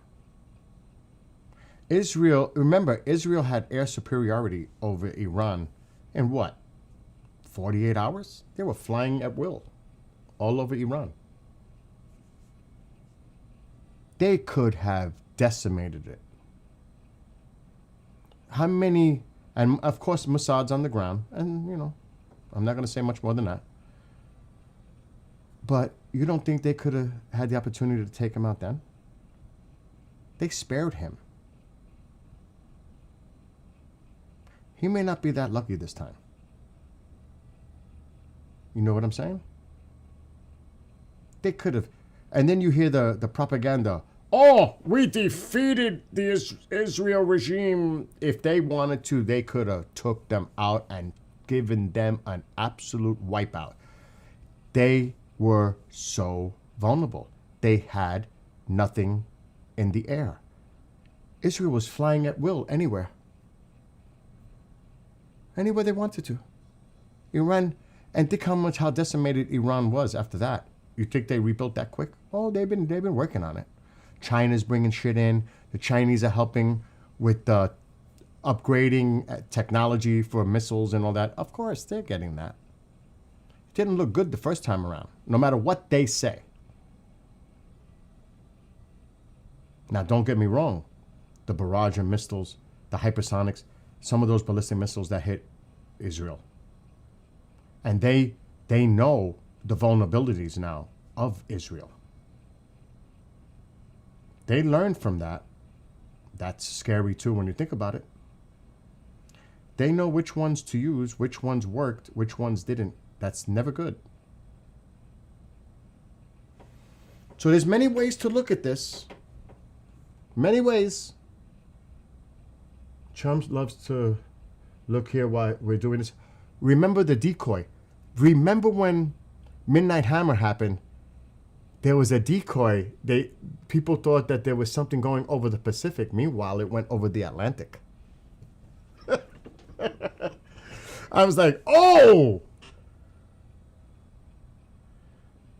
Tracking 6. P8 Poseidon's off Florida's coast. Something is brewing for sure. Off of Florida. Okay. Why? John, think. Why? Cuba's coming. Something might go off in Cuba very soon. That's why. Are the Russians in subs? If the Poseidons are out there, something's going on. That's something to watch, Cuba. That shit is about to hit the fan. That might be the next thing that hits the fan. It might even happen during the Iranian scenario. It's getting crazy over there. That could be a Cuba connection. I think tonight we'll see a decoy while the main force moves unseen. Then we might strike tomorrow night. I totally agree. I think tomorrow night's the night. I'm not saying that with certainty. I think tomorrow is the night. They can't put this off for too long. And remember what's happening in a few hours in Iran. They're going to be doing public execution by hanging a 26-year-old. And they're going to televise it. Yeah. Not just Colombia, Mexico too. Look, and I have statistics. I have actual government documents. I don't want to get off the topic, but I have documents that I downloaded that were United States government issued documents that they sent to Congress. Mexico is the main fucking player. With fentanyl, methamphetamines, heroin, cocaine. It's Mexico. Bottom line, yeah, China sends the precursors, the materials. Mexico is the one. Think about the border, Mexico. Human trafficking, Mexico. Money laundering, Mexico. The potential of sleeper cells here in the United States, where they're coming through mostly, Mexico. It's Mexico. I've been saying that shit for years. But that's going off a little bit, you know what I mean? We're going off a little bit off topic, but that is something to pay attention to.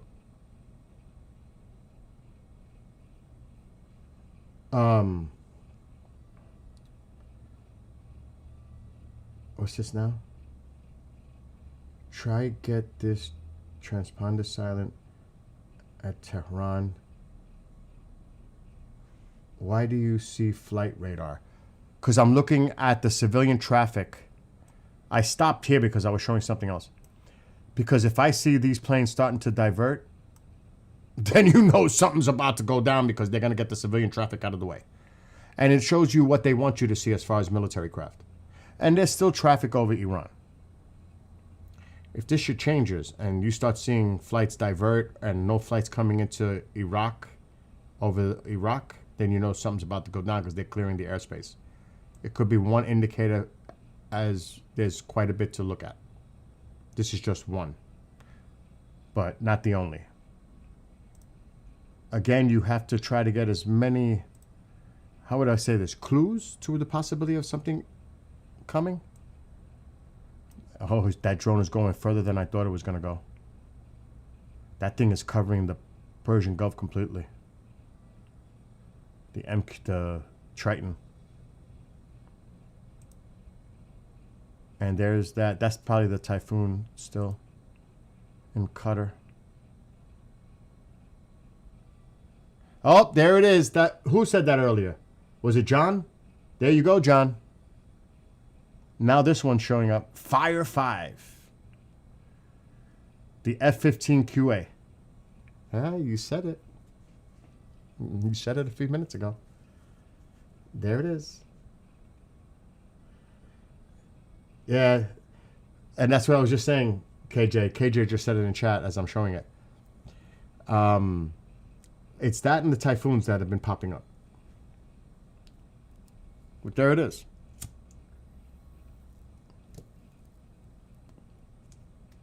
And let's not forget, it's also a Sunni Shia thing here too. There's no love lost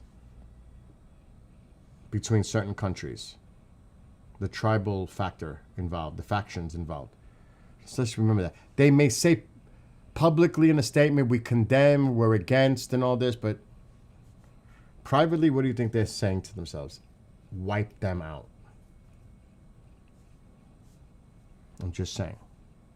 The tribalism factor in this. Wow, that drone is really on the move. And that thing, now I'm not saying that's its actual location because I don't trust that to that point. That's awfully close to Iran, but it's 50,000 feet up in the air. What's the Overlord? Let me see that. Come on, come on, come on. That is one piece of machinery, boy. That's impressive. What's the altitude? 46,000 feet? That thing is way up there. Yeah, I had my coffee. I don't want to get too wired because then I get jittery. And I'm smoking and I'm not supposed to be smoking. But at this point, it's hard not to smoke. I'll be honest. Don't smoke if you don't. Qatar, no, they kind of ally of Iran. Qatar actually plays, they're actually an ally of ours. It's like Turkey. Turkey's a NATO country, which I don't know how they're still NATO, but they still have relationships and they get military supplies from Russia. They play both sides. But you got to think about their own personal security.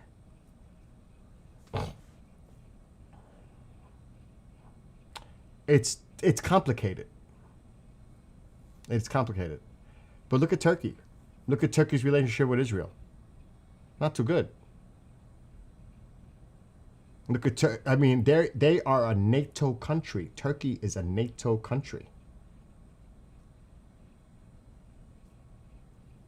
And, they definitely play both sides, no? They play the two cards. Yes, they do. You're right about that. And they are. Turkey is another, and that's another country that you can put it almost in that same context. Number one plane being tracked is Ha! Are you kidding me? A Star Wars wrapped airliner in Japan? Oh my gosh. Where did that come from? That came out of nowhere. A Star Wars, that's the most tracked plane on flight radar, a Star Wars wrapped plane near Japan? Go figure. Soon we're going to be hearing K-pop. Oh, man. So, as I was saying on a more serious note, supposedly This is what they announced, that they're going to start doing public executions Wednesday morning local time in Iran. Public hangings and televised on Iranian TV. Oh my God. That's why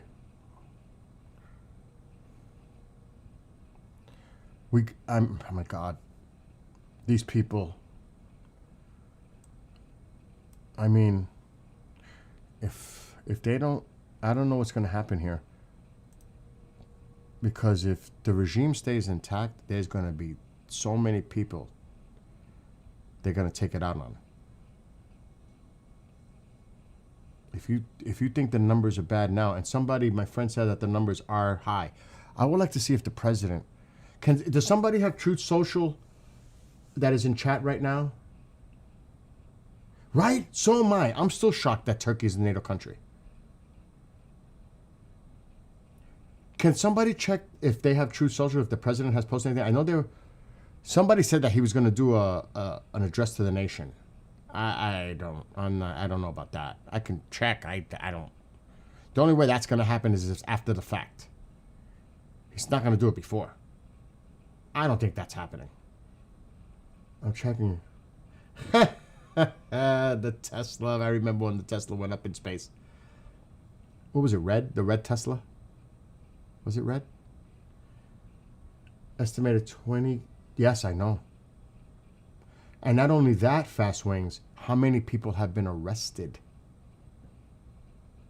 in Iran? We don't know. It's probably a lot worse than we think. No? I'm seeing and hearing all kinds of numbers. And even the president says we might have a better idea about the numbers within the next 24 hours. What does that mean? I don't know. Now, they may have assets on the ground that tries to provide them that information. It doesn't mean we're going to attack and then we're going to land and find out exactly how many people, because that's going to take time. You would think it might be with help of people, intelligence on the ground there now, kind of giving us an idea of what's going on, whether it's Mossad, CIA, or other intelligences. I don't know. I'm speculating 100%. As many of us are. We just don't know. Due to the lack of information coming out of the country. And then you see the videos of them going after the Starlinks? Oh my gosh. I know. I'm praying for these people too. And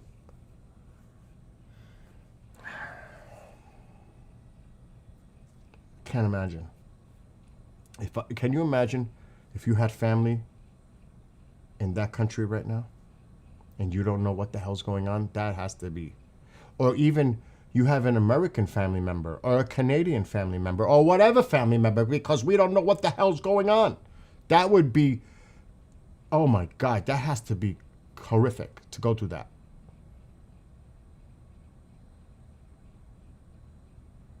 That is horrific to even think about that. And like I live about 100 miles north of New York City. I used to live in the city. I'm so glad I got out 20 years ago. But with that being said, over here, it's quiet. It's rural. I've been living here 20 years. No felony I'm aware of has happened in my community. I'm fortunate.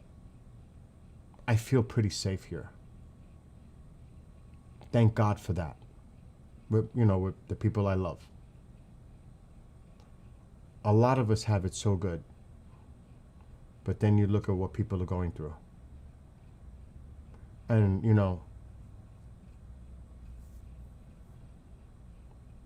it's gut-wrenching. And if you're a person of faith, person of love, peace, compassion, the humanity aspect of it,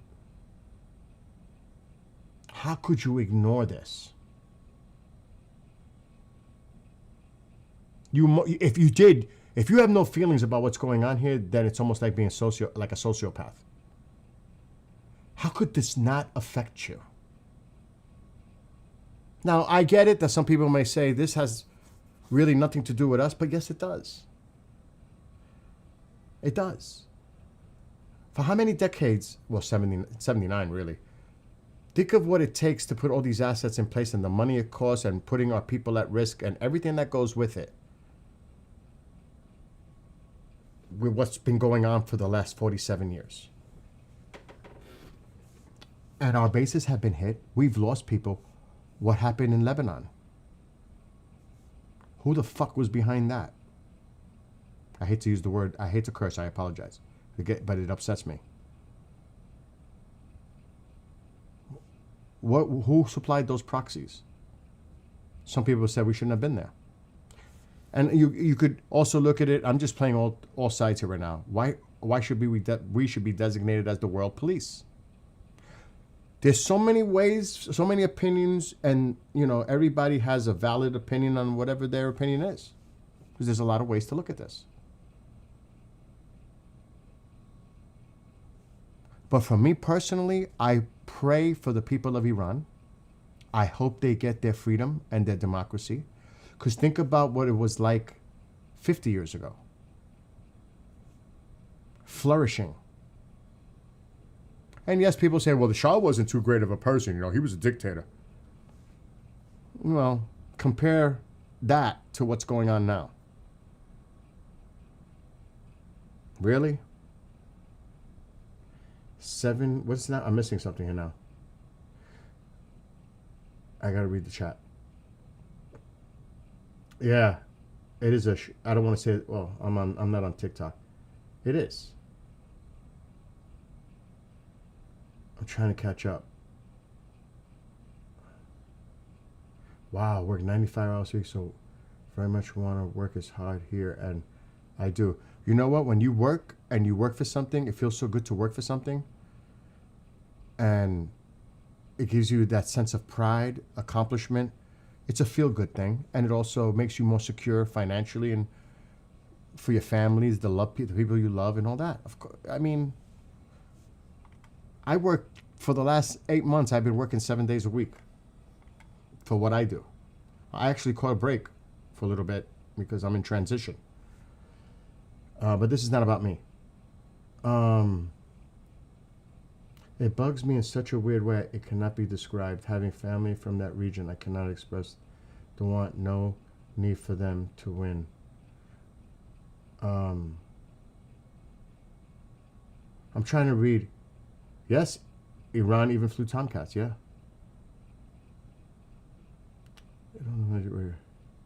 I'm trying to read. I don't want to read it out loud. I just want to read the context first. Yeah, it's such, look, like I said, I used to live in the city the majority of my life. It's so different than living here for 20 years. Oh, it's totally different. Way different.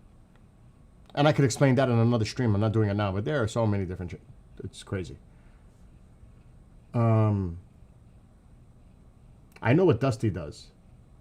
You guys might have something in common.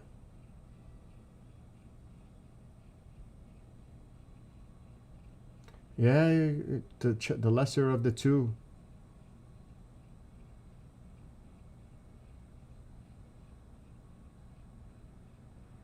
The thing you got to consider when you go to a small rural community, because I'm not that far from the mall or, to go shopping or to the doctor. You have to consider all those things too, because I was going to get a house in the remote Catskill Mountains. But then I said to myself, damn, that's going to be a pain in the you-know-what to go shopping. I have my mom here. She's up there. She's giving me a hard time the last couple of weeks to go to the doctor. Finally, I got her to go to the doctor, thank God. But you have to think about those things too. God forbid there's an emergency. What's the nearest hospital? You got to think about all those things. And keep an eye on that air traffic. It looks solid. I don't think anything's going to happen tonight or this morning. I think it's going to happen maybe tomorrow night, or who knows? I can't say. I say that every day. I think it's going to happen tomorrow. Is tonight the night? Well, it looks like I'm going to wake up tomorrow at noon, start streaming in the morning, and doing this all over again. The commando landed, Andy. And Andy, if you hear anything, you got me on Teams. Message me if you hear anything, because I know you're in the UK and it's getting late for you. It's still kind of early for you, like almost 1 a.m. But still. Oh heck yeah, they better use the hypersonic. And look, Israel's on highest alert right now. They're gonna unleash everything they can out of an act of desperation. That's why we got to be careful of. Let's spend my journeys within LA. Once I got cut out of the military, I quickly moved to Montana. Most beautiful, wonderful place. Like I said, I lived in the Bronx. I was born in Manhattan. I lived in the Bronx almost all my life, but in a good part, a really nice part. My father had a boat, grew up on a boat, marina, that whole deal. Beautiful place where I was. But still, it's the city. And the one thing about the city is congestion. People are and I'm going to be honest, people are fucking rude. They can be obnoxiously rude. Try taking the subway every day to go to work or to travel, and you'll see congested like a sardine can. I used to wear sunglasses because I used to always want to watch everything going on while I'm on the subway. And they can't see where your eyes are moving to, so I always wore sunglasses on the train, always. Because I wanted to see around me peripherally what the fuck is... I don't want to curse, but I used to get so pissed off on the trains in New York City. And everybody's up in your business. You could go out at any time, and there's always people out. There's no privacy. Even if you had a house on a block, you know, the houses are here, here, here, here.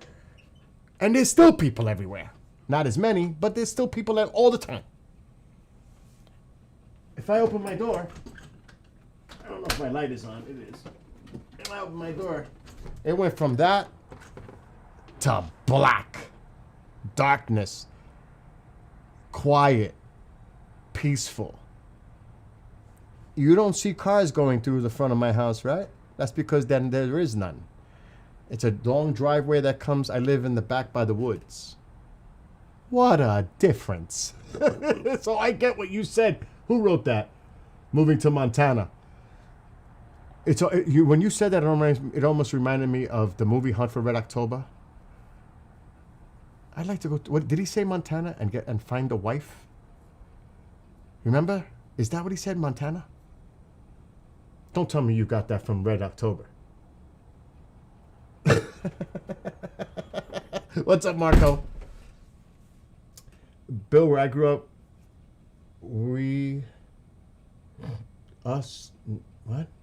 not walk from the kitchen window into the neighbor's house. Yeah. It was, and you know what the worst was? Living in those townhouses where they share a wall.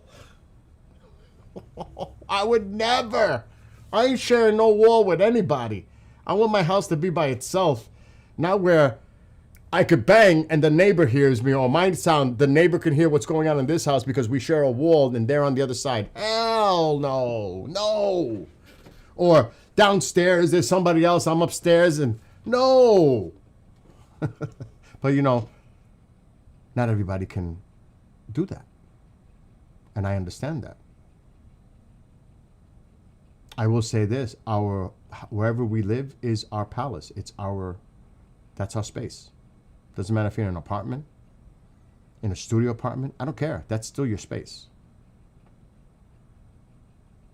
All right, let me get back to the topic because I went completely off. Yes. And that's a whole thing too, the faith. Don't get me started. I cannot swear in front of my mother or I'm done. Done. And she won't stop. So, you know, that's definitely, faith is a big part of it for many people of all faith. Every 90 million people there are waiting. I know. And I know there are sympathizers of the regime because they might have some kind of a connection to the regime. You know, that, or they are, you know, for whatever reasons, I get that. But I think the vast majority of the Iranian people want this regime to fall and have Reza Pahlavi come back into the country, bring democracy. And I say this as a republic of Iran, to have a parliament similar to the UK setup, where you can still have the king, the monarchy of the king, have that, but at the same time have a democratic system, a parliament elected by the people. And I think that's what he's going to do. Because there's a lot of people out there saying, you got to see what Rudy Giuliani said about, because he's MEK. It was, he's calling them crooks. The whole Pahlavi is crooks. And I was like, wow, Giuliani's in the MEK's pocket or something, because I didn't expect that. Goldie mentioned it. I don't know if she mentioned Giuliani, but I saw his post the last few days. I was like, oh my gosh, Giuliani's going after Pahlavi. And he posted it. I was like, whoa. He's going in heavy against them. The whole family. That's why I say them. The whole family. I was like, oh my gosh. Rudy, what's going on? So I'm actually going to bring this up. Because I don't know if they're covering that part of it. She mentioned it. But I don't know if she went into detail about it. I was like, whoa. Because he put out a tweet, he removed it. Because he must have got a lot of flack from it. And then he made another tweet referring to what he had posted. Because somebody said, oh, you never were threatened by the Iranian regime or anything. And then he came out with some stuff. Hold on, let me see.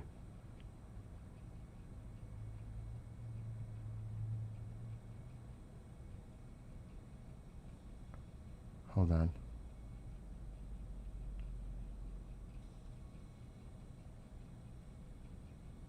I'm looking for it. Oh yeah, this was, see, this post is unavailable. He did take it down. He did take it down. He removed the post. The post is on. So this was him responding to a post that he had put up. And this post is unavailable. And this was what he reacted to. Because he was defending himself that he hasn't been targeted. Then he put this article showing, I have been targeted twice by Iran. Attaches the attempt in France. Earlier in the year, there was a similar attempt in Tirana, Albania. Just two of the lies in this attack by those trying to restore the crooked and brutal Pahlavi family so they can steal even more from the Iranian people. I was like, oh my gosh. And then after he had made his original post, Grok corrected him like so many times. This is false. This is false. This is false. A lot of what Giuliani had said was false. Now, Grok does make mistakes. But I was like, what? But he has connections with the MEK. But I was like, whoa. Because I was looking into it. You know, I was like, whoa. So, yeah. And it was like, he went after them hard. Actually, he went after Reza Pahlavi hard. Then he removed the post. You can see it's no longer available. I was like, oh, what did I stumble onto? And obviously you see where he sits and what he thinks about Pahlavi. So, you know, you're going to have all kinds of stuff out there. But you see a lot of positive support for the Iranian people from many people. I won't say the Democrats because they only go so far. Because of course it's Trump. You know, they're not. But even Newt Gingrich, Tom Cotton, of course Rubio, Ted Cruz, Lindsey Graham. I mean, it goes on. And definitely Republican support. And I'm not trying to bring politics into it. I'm just stating the fact of what I've been seeing on X. That's all I'm doing. I'm not trying to make this a political thing. I'm just telling you from the things I've seen posted by politicians on X, that's what I'm seeing literally with their tweets, posts, whatever you want to call it. And, it's coming from them directly. And it's not third source, it's second source. It's coming from them. That drone is still doing its thing. It is going up the entire coast. Look at that. It will turn around when it gets to the Pakistani border. It'll probably start heading back. Remember, this thing could stay in the air for 24 plus hours. The MQ-4C Triton. So that's going to be up there for a minute. And what is the altitude? Let me get rid of this filter.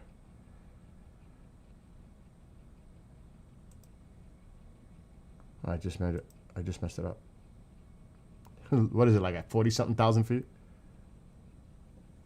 Yeah, 46,000 feet. That's way up there. Impressive piece of machinery. And you can see light is coming. Light is coming. It's not happening this morning. It's not. I think we all pretty much assumed that. And a lot of people were making great points in YouTube chat.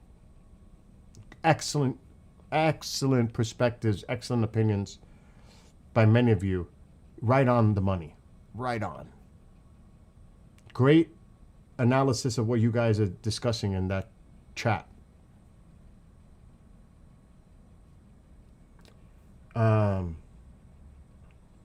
BBC coming in hot in Qatar.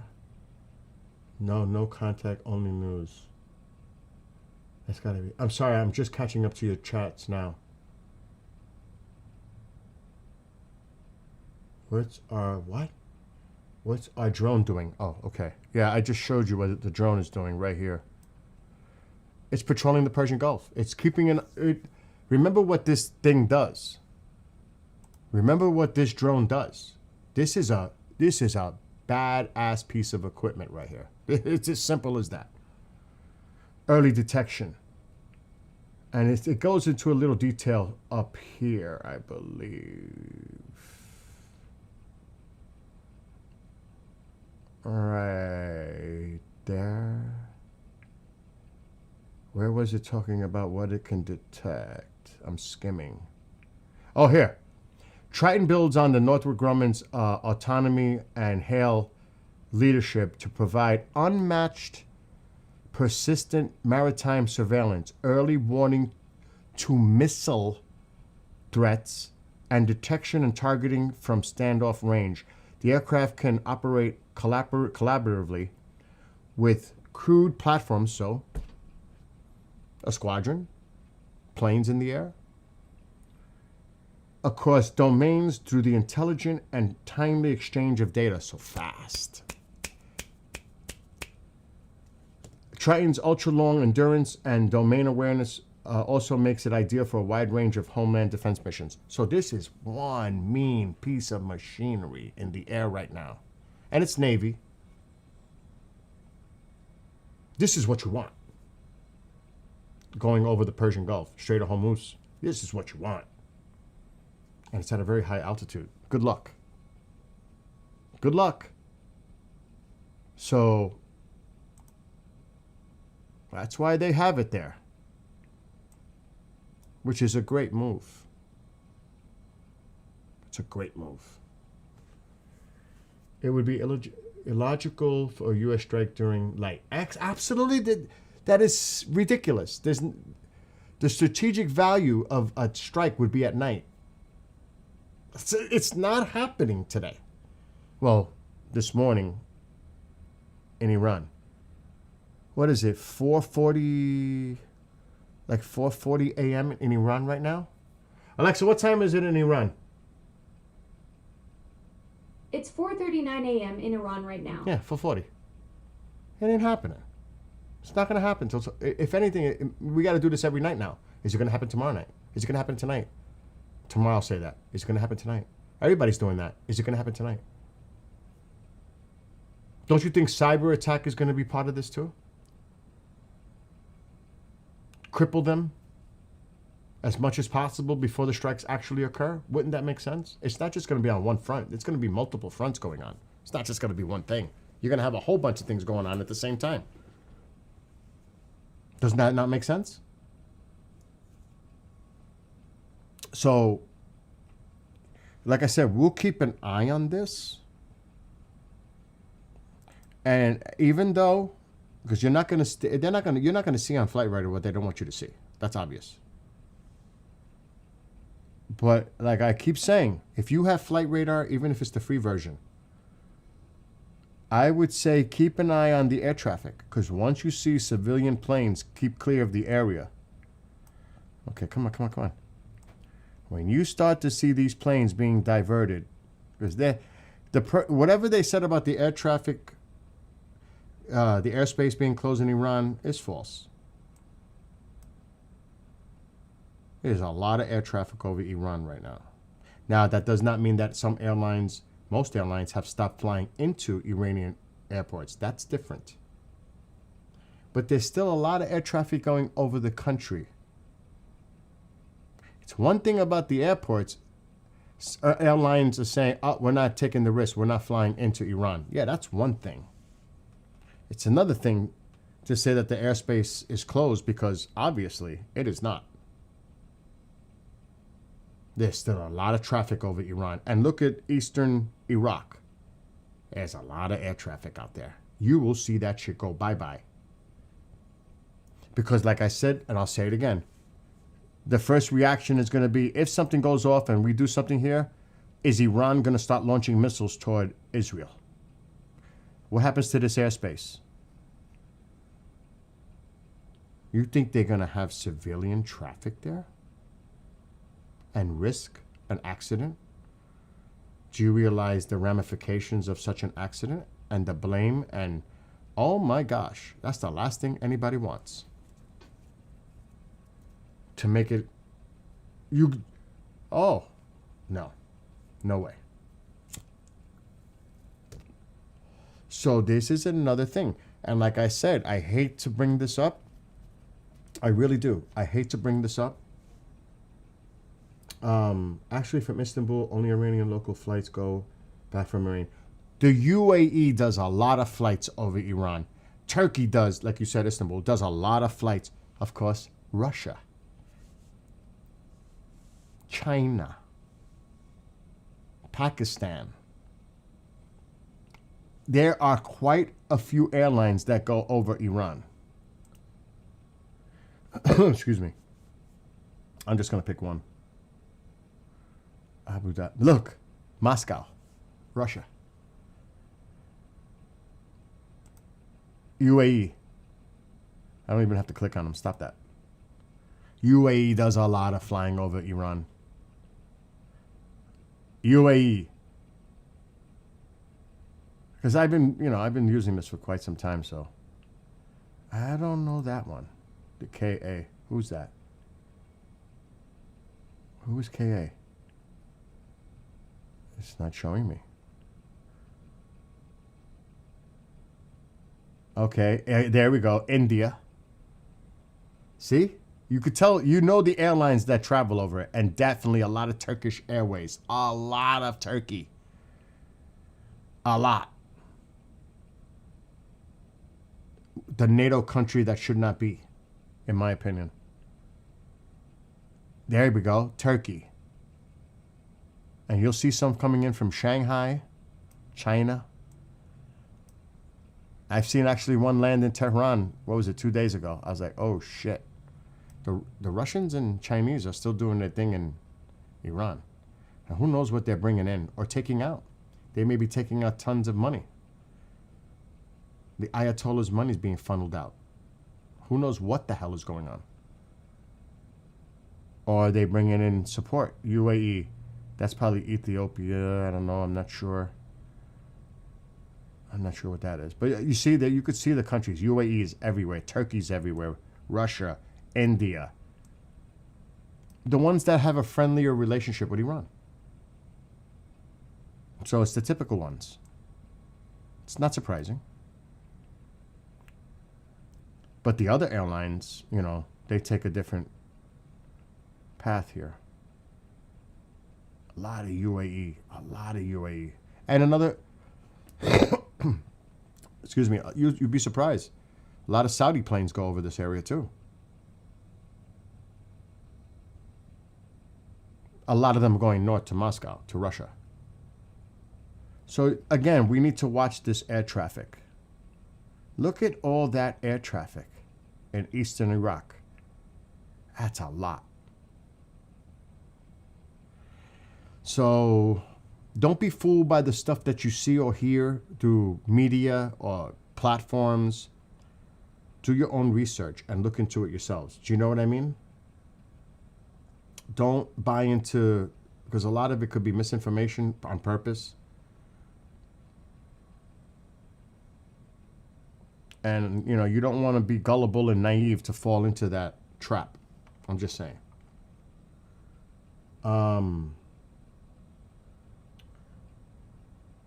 I haven't seen any news, because I'm not paying attention. Obviously, I'm doing this. And I'm assuming the president did not go and address the nation like the rumor was. There's another example. Is the president, did he go on a TV at 8 p.m. Eastern? Did he? No? That's a perfect example. They turned the drone turned its transponder off. I'm not surprised.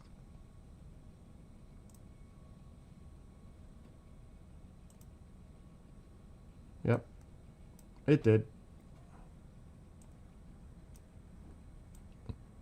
We got to get rid of that because that's the plane we were just tracking.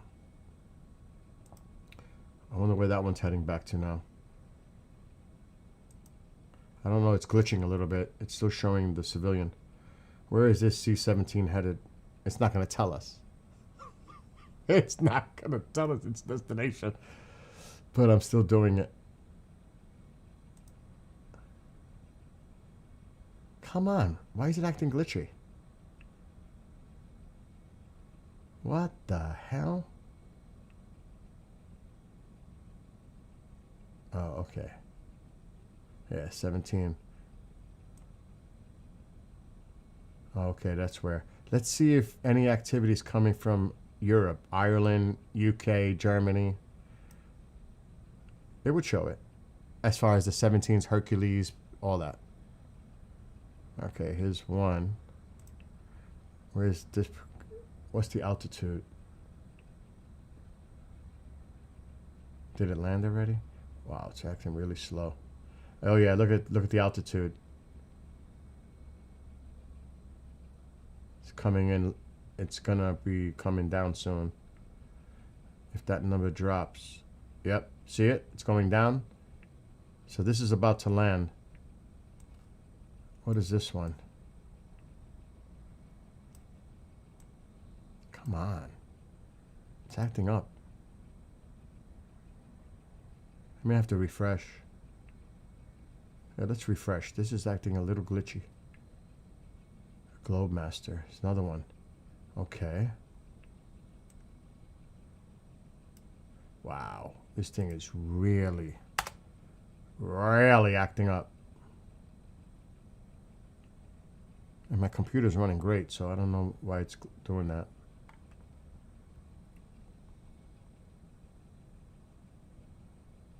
That's a little better. So yeah, and again, like somebody asked, they're only going to show you what they want you to see. Like remember this drone, this MQ-4C yesterday? There was another one of them going south to north, right along Ukraine into Lithuania, and then coming back. I tracked one yesterday doing that.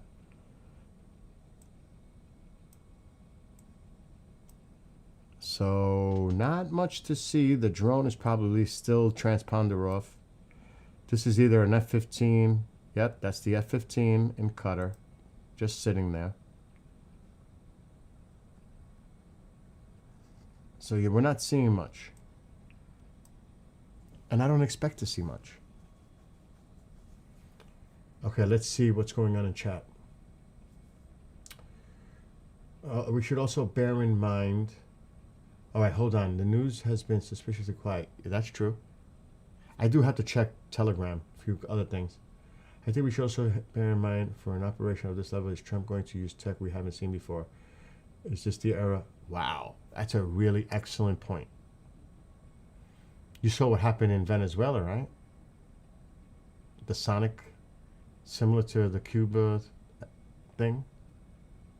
That's what I heard. I don't know if it's true, but there's a lot of talk about that.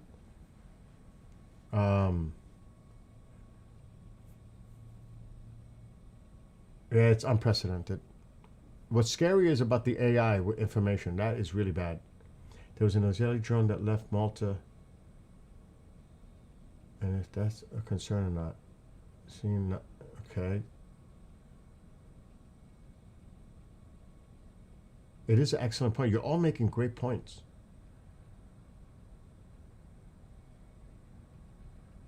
And you look, has the mainstream media in general, because I don't watch it, I do not.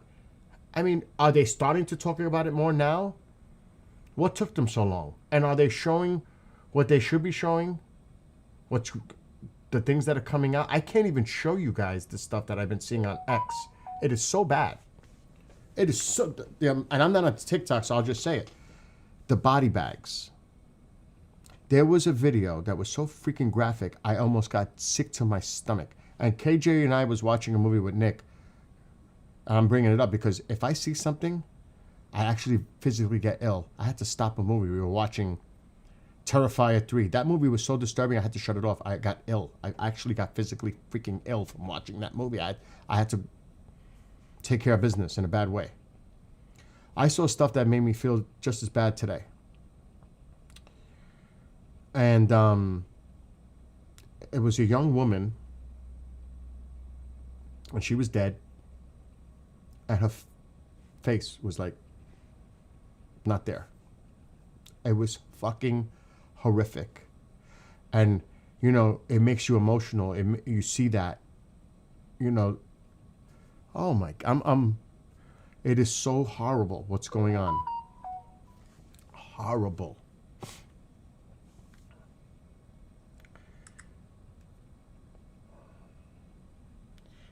Okay, something about a flight. Probably somebody something information about SpaceX.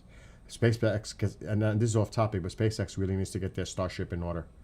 This shit Elon's got to get this going, and he will. Oh, he's talking about Blue Origin. Okay, that's Bezos.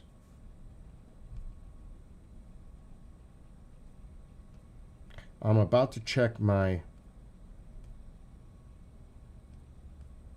Telegram because a lot of the information I get on Telegram is coming from Israel. Let me put my glasses on. Let's see what the Israeli news is saying, if anything. They might be super quiet too because nobody wants to say anything. They're waiting on Trump.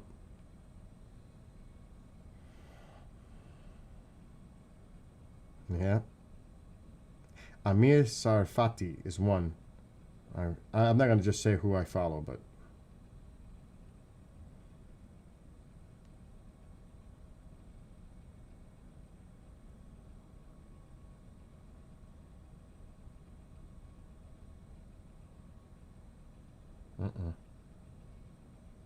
now here's the other side. This is the other side, okay? I follow one Telegram that is from the other side to see what they're putting out there. Do you want me? Should I? I don't even like to read the propaganda coming from the other side, but at the same time, it gives you an idea where they're sitting and coming from their perspective. And I don't like to spread the propaganda from the other, but to be fair, so that you can hear what the hell they're saying from the other side.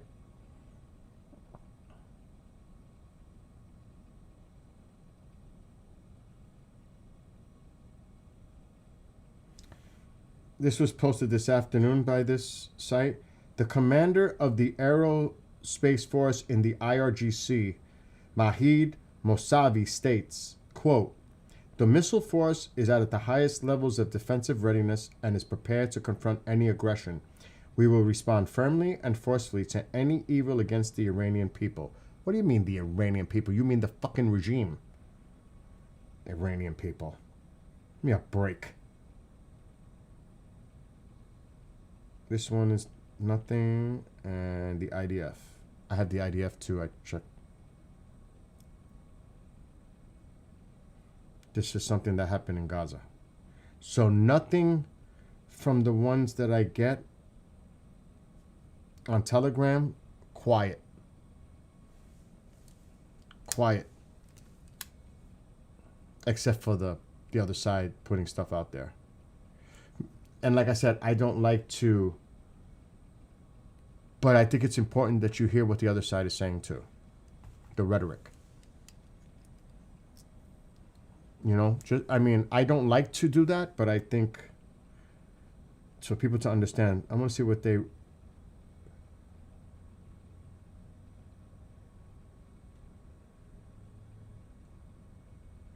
And they put this out. Russian Foreign Ministry.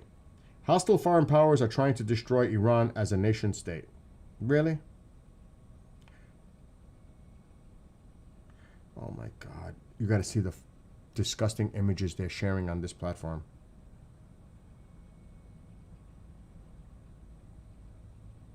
Wow, this is a surprise that they put. Lebanese Foreign Minister Youssef Raji. As long as Hezbollah doesn't disarm, Israel has the right to continue its attacks. So all of a sudden, the Lebanese foreign minister, and this is coming from the other side's platform, I'm surprised they put that there. It's like they're legitimate, oh my, I can't say the word, I'm so tired. They're saying that Israel has the right to hit Hezbollah targets, coming from the Lebanese foreign minister. So there's a little turn there. Look at this. I don't even want to. This is disgusting. New. Iran has published footage from eliminated rioters at a morgue in Tehran. It's so fucking graphic. I don't even want to show you. It's disgusting. The images that they're putting out of the bodies. Oh my God. I don't even want to look at that. So they're trying to scare the people.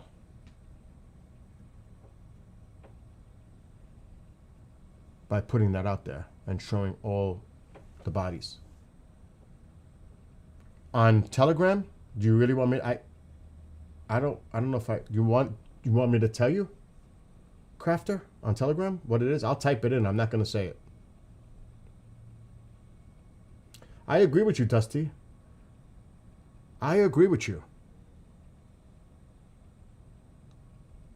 And that Qatar base is going to be significant. I don't know how much the Saudi role is going to be in this, or Bahrain, or other points, but I think that Qatar base is big time.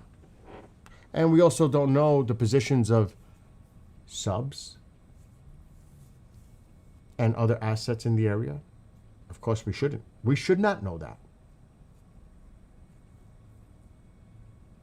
Well, it can't be them. No cruel. It can't be them. No one has internet on Iran. I'm just wondering if I mistook in the oppressive group as it.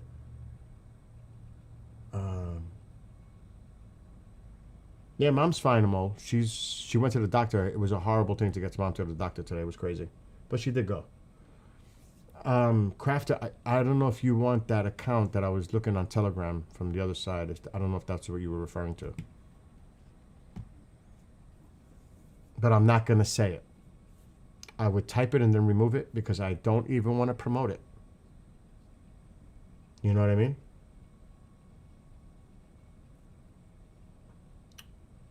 Yes, Shelby, if you can put that in English so everybody can understand. You know? Another thing that somebody posted this on X, I found it interesting. And I don't know how you can tell people, but I got her point, is that there are a lot of people waving Israeli flags alongside with the people standing up for the people of Iran with the lion and the sun. And she's saying, stop flying the Israeli flag alongside of them because it looks like Israel is behind this. That was kind of her point. I could see that point. But I also can see the solidarity between the people because there was a time that there was a relationship between Iran and Israel. That people, I don't understand how people don't recall or remember that being that way. But because maybe they weren't born or weren't around, I was a baby. I mean, I don't know. But I don't know. I think people should be able to show their support regardless. You know? I would not dictate somebody to tell them not to do something or to do something. Who am I to tell people what to do or not to do? That's up to the individual. If that's what they want to do and that's their passion and they feel that they need to do that, then go do it. Yeah, before 79. The F-15 is moving. It does move on the tarmac. It does move around, but it doesn't go up in the air. I've not seen it go up in the air. I'd be shocked if it does. I would be shocked. And what actually? Yeah, you see how it moves around? Now this one just took off. Where's this? Oh, it's going back. Wait, whoa. Oh yeah, it just took off again. The Hercules just took off again. I'm not saying it's the same one. It was X. Did they refuel it that fast and got it back up in the air? It seems like they did. It's got the same call letter. See, this wasn't here before. This is a refuel. This is definitely a tanker. Yeah. We didn't see that one before. And there I am. Here I am.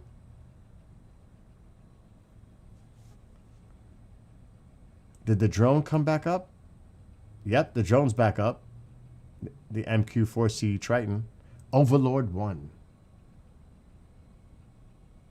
It's back up. I'm telling you, that is such a piece of impressive equipment. This right here, that's what's flying right now. That's the drone. Wow. We should ask. I'm just going to ask. Alexa, how much does it cost for an MQ-4C Triton drone? Looking up at drone price. Showing results for MQ-4C Triton drone.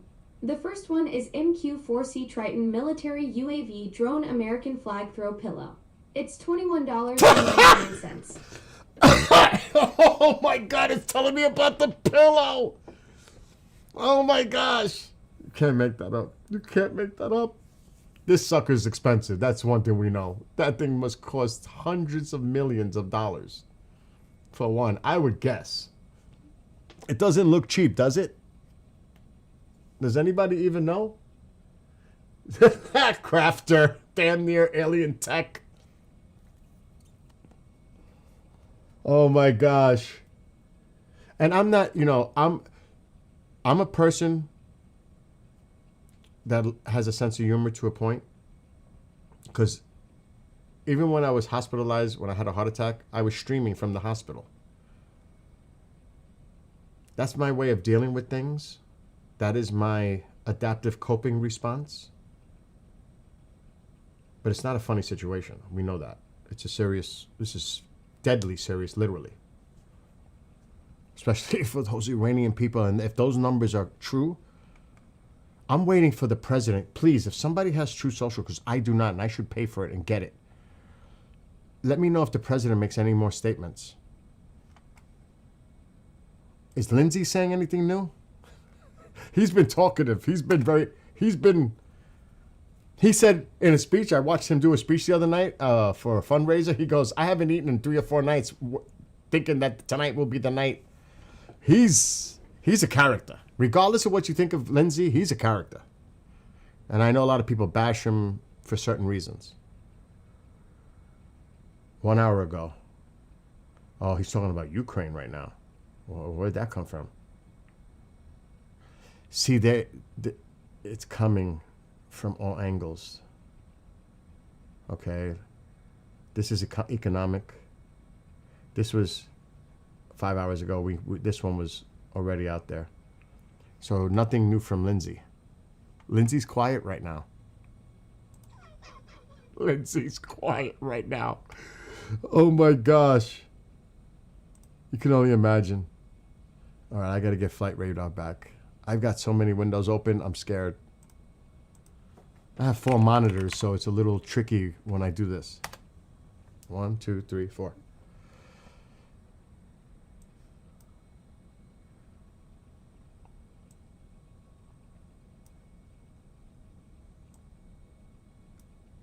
So yeah, look at daylight.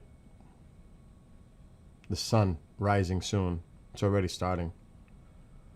Full daylight soon.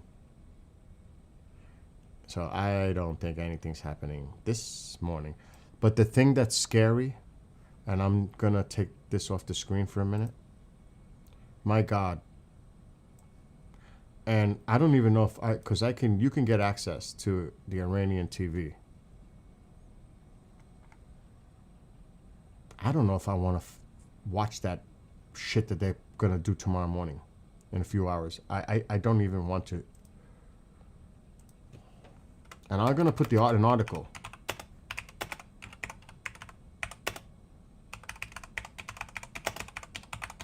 And that's why I thought maybe they might do something so that they would prevent this from happening. But it doesn't look like it's going to happen. And this is horrific.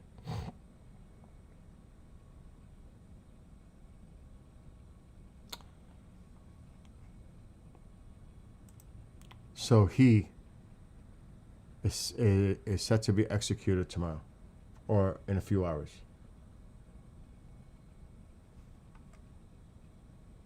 He was detained Thursday, and there was no information about him for days before authorities called the family and said that they had arrested their son and he will be executed on Wednesday, meaning tomorrow, or, you know.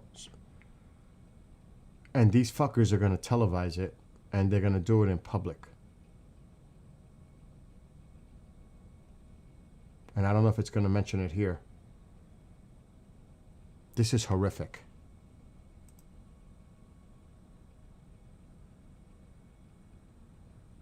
A public hanging, and they're going to televise it.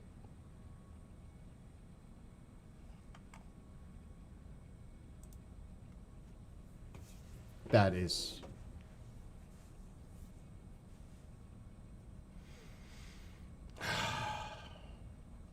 Tariq 130 plane exits from several bases. Worst place you've ever been to is Sudan. Oh, but again, there are so many countries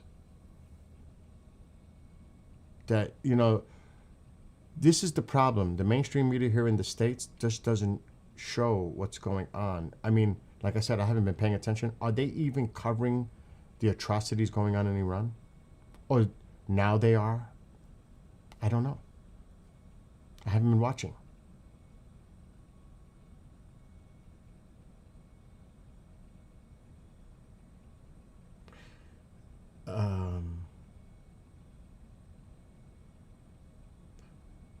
Oh my God, I add beef to it with a lot of spices. I see what you guys are talking about. Al Khobar Alud base is taking off a plane now.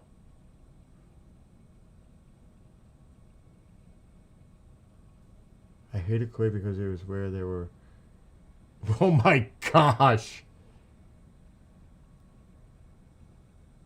I am really good at cooking, by the way. You guys are making me hungry talking about food.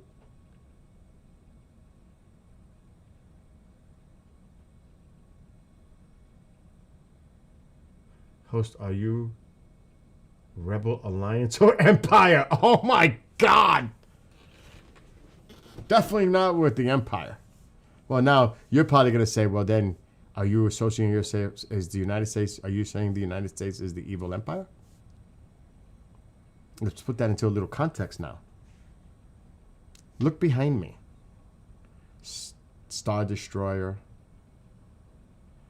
I mean, there's some models up there that I made. A lot of Star Trek stuff, though. I'm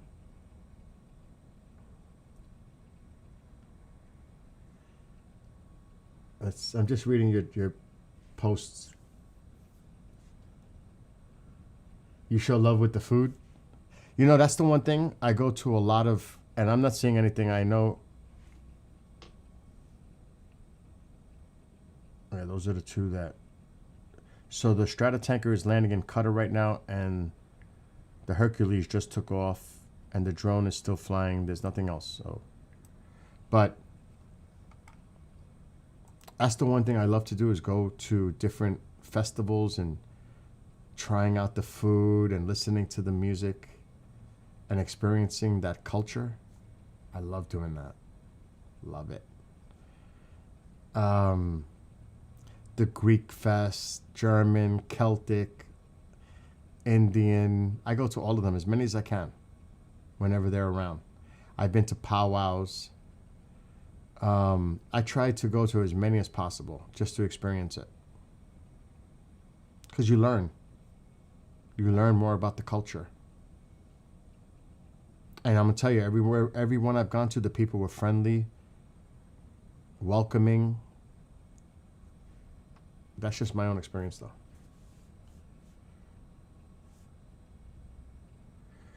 The news from inside Iran called people, yeah. They're calling them all terrorists, yeah. But again, you love the Russian food fests, some amazing food at Slavic. I've never been to a Russian one. My grandmother was Lithuanian. My dad's Italian. Mom's Puerto Rican, and she's a feisty one at that. And I have Native American because of the Puerto Rico connection. So I'm a... I've got a lot of things going on. I've got English, all kinds of stuff. Anyway, interesting that politics tell us it's a party, but they all... So I wouldn't party with any of them. Would you trust? They got to get rid of lobbyists. They got to get rid of lining their pockets. Yeah, I am, Dusty. I'm a mutt, as the definition of mutt as you can get. There's no doubt about that. Bill, I really feel confident this strike or whatever it comes after Friday night because of the markets, yeah. I agree with you on that. And it's true. When did Venezuela happen? Yeah, I agree with you on that. And there's other reasons too, allowing other countries to get their people out as soon as possible. Also, getting more logistical support and assets in the area before they do anything. There's a lot of reasons. I agree with you on that. May not happen till the weekend. But as we wait day to day, hundreds, if not, who knows how many more are either dying or getting arrested in Iran. So there's a heavy price to pay every day that goes by for the Iranian people. Let's not forget that. Because they are, oh my God.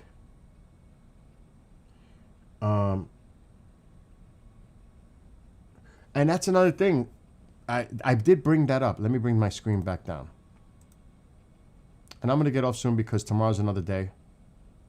I don't want to waste anybody's time here. I'm not like some of these other platforms that talk forever and regurgitate the same shit over and over when there's no need for that.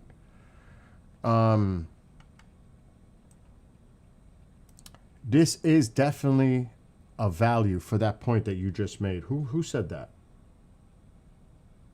Somebody mentioned it. Dusty. Or was it you, Dusty, that said it? No, it's Deep Story. I agree with you because this would be in coordination with anything else that could go on. And I said this earlier. Before the Venezuelan strike occurred, they launched one of these drones from Jacksonville, Florida, and flew it into the Caribbean, off the coast of Venezuela, and then it went back to Jacksonville. Not 48 hours later, boom. Or it can be held at the same time because that will detect early missile launches and anything else that goes on in real time, pretty much. In tandem with anything that they do. It can be in coordination with, or it can be doing surveillance before they do anything. So again, we can all guess and make assumptions. It's all legitimate. Everything you guys are saying is absolutely legitimate, except for the people talking about food, because now they're making me hungry. The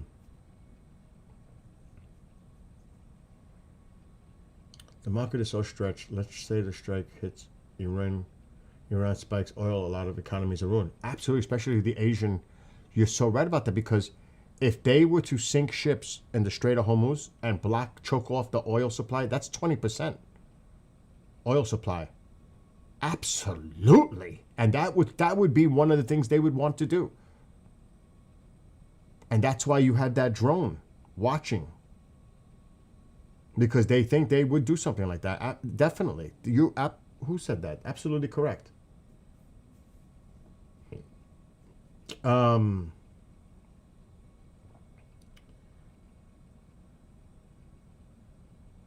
And you know what?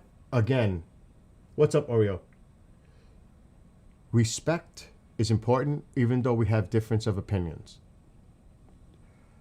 Thank God we live in a country where we can express ourselves under the Constitution. Thank God for that.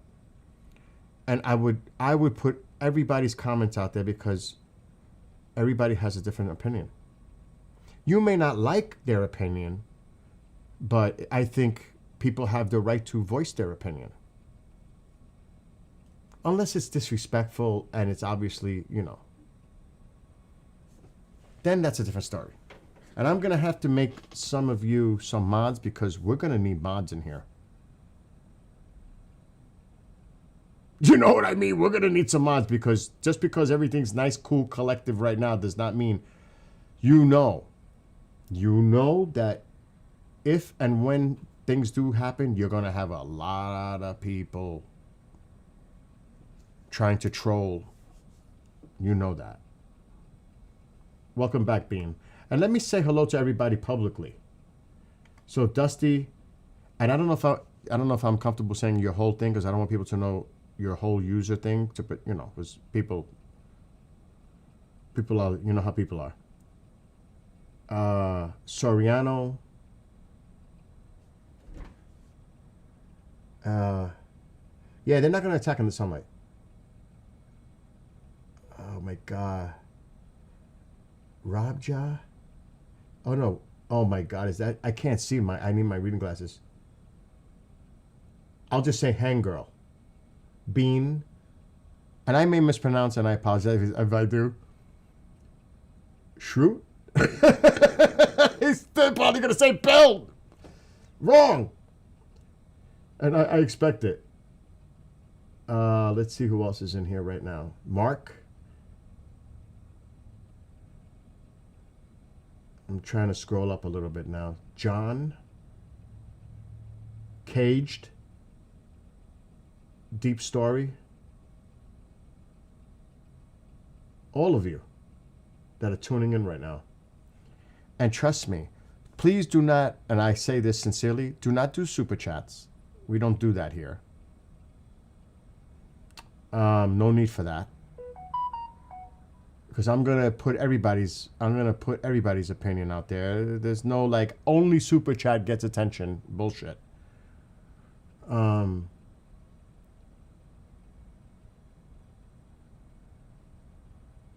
End of Times, KJ, of course.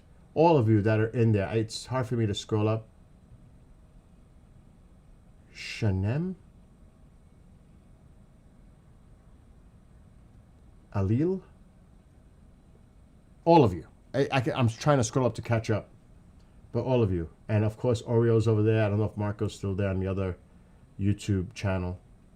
So I'm streaming to 2 YouTube channels. I did not put Rumble chat up because I rushed. I wonder if anything's going on in Rumble chat. Oops. And I apologize to those who are watching on Rumble because I got caught up. All right, there's more craft going up. What is that one? That looks like a C-17.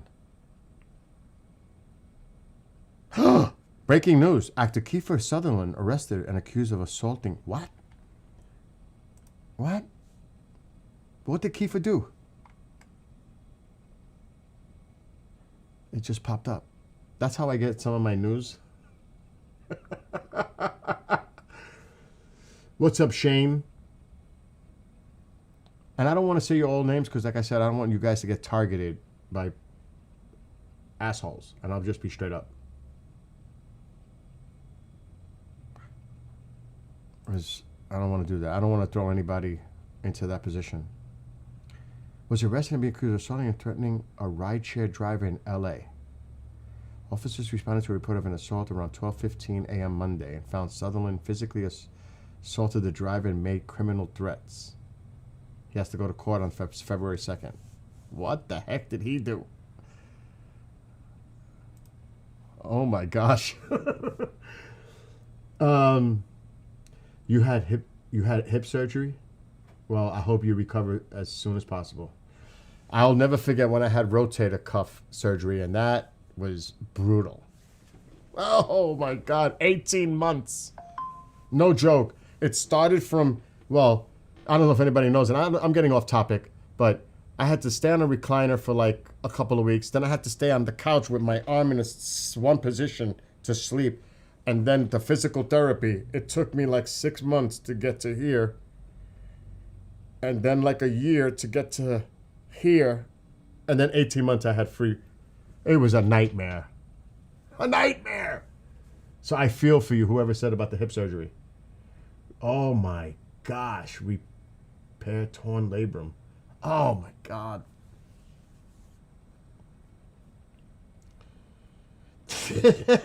We're all like walking around like, oh. Anyway, so getting back on topic a little bit. Because like I said, I'm not going to waste all of your time. Everybody's time is precious. Yeah, that's what I thought that was. Did that come in, C-17? It actually just took off. And there's the drone. There's the Hercules going back out. The tanker just landed. Daylight is coming. So they're not going to hit during the day. No, no, no, no, no. It's not happening in daylight. No. So what do I got going on tomorrow? So Iran is 8.5 hours ahead of me. So if at noon I start, unless something else happens, that would be 8:30 in Iran. I'm going to shoot for noon tomorrow Eastern, because then it'll be nightfall again in Iran.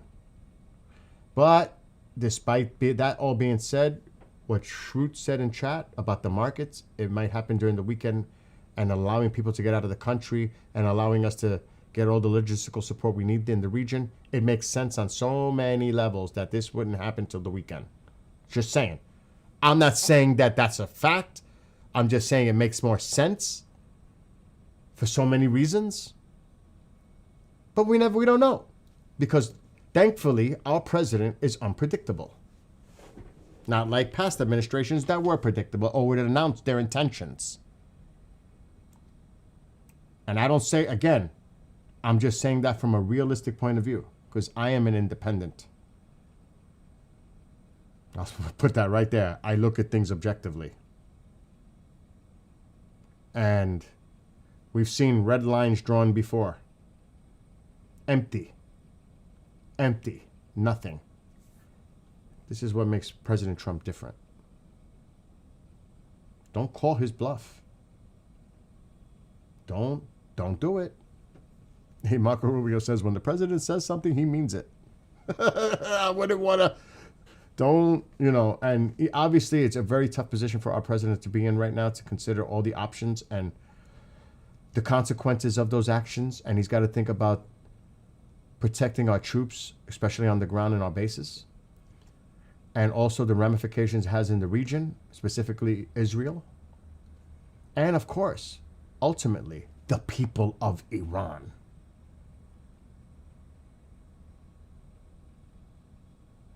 So, could you imagine really being in the president's shoes right now? Honestly, could you imagine being the one to have to make that decision? I don't care who you are. I don't care what party you are. For a president of the United States to make a decision, a call right now, whatever he decides, that's a lot on that man's shoulders. A lot.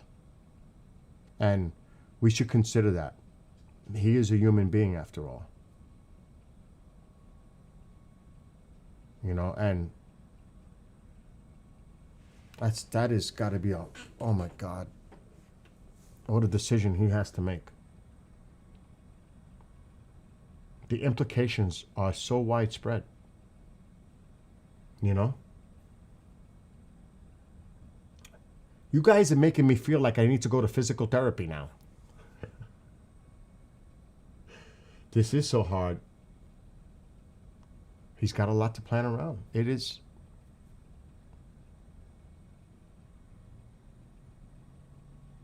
This is. And meanwhile, the people of Iran are pleading for us to help. Literally, on the streets. Please, President Trump, help us.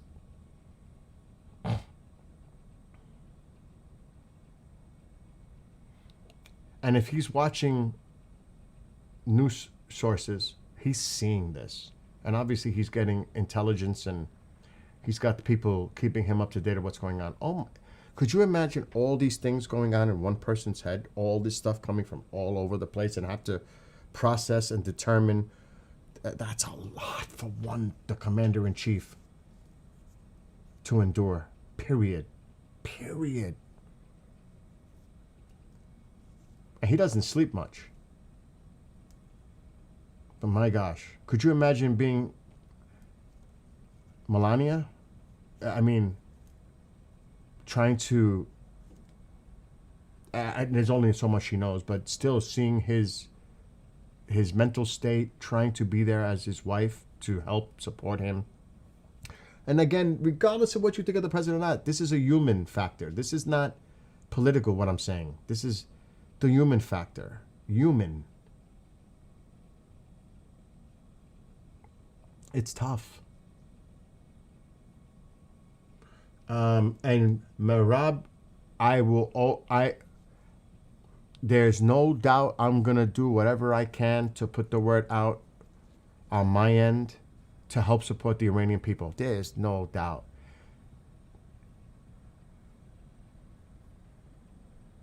And I did order the lion and sun flag. It'll be up. It's going to take a week, but absolutely. 47 years of oppression, intimidation, cruelty. These people want their freedom. And it's up to them to make the determination for their own country. And you're going to have, and I'll say this and then I'm going to get off because like I said, tomorrow's another day. Anybody could say from whatever country you belong from and make judgments and opinions. It's up to the people of Iran. It's their future. It's their country. They're putting their lives at stake. They're risking everything. And if you've seen the videos coming out when the regime is shooting at them, do you see them running for cover? They know what's at stake. And they're willing to sacrifice for freedom with their own lives. How could you not see that as such an honorable, noble cause for them, for their freedom, for democracy? And what, the world is going to ignore it or criticize it because they don't agree about the politics of it, that Iran may become a democracy again and not be what it is now? Oh, too bad for you. These people want their freedom. They don't want to live under that pressure, especially the youth. You could see the youth. They want to see a future in Iran of peace, prosperity, getting along with their neighbors. We have so much more in common than not. And just like anything else, there are boundaries. We all have boundaries. But it's also about respect. And we have different cultures and respect of the differences of culture. But my God. And I would love to get a person, because I had somebody here earlier who went to school in Tehran during the 70s before 79. And she said it was beautiful and the people were kind. She was on TikTok. I'm not on TikTok right now. And I'll just say her name was Mom. I'm not going to say the whole thing. And she was telling me how amazing it was, her experience in Iran as a student, an American student in Iran in the mid-70s. I would love to have, at some point, a person from Iran or someone who's lived in Iran and have them speak out. We don't hear enough from them. We hear from people from the outside, looking inward. And obviously communication is definitely an issue right now, and it would be pretty difficult to establish some type of communication at the moment. That's obvious. But that doesn't mean there are people that left Iran due to the situation that could actually tell us through their own lenses and experience without revealing their name or protecting them. Tell us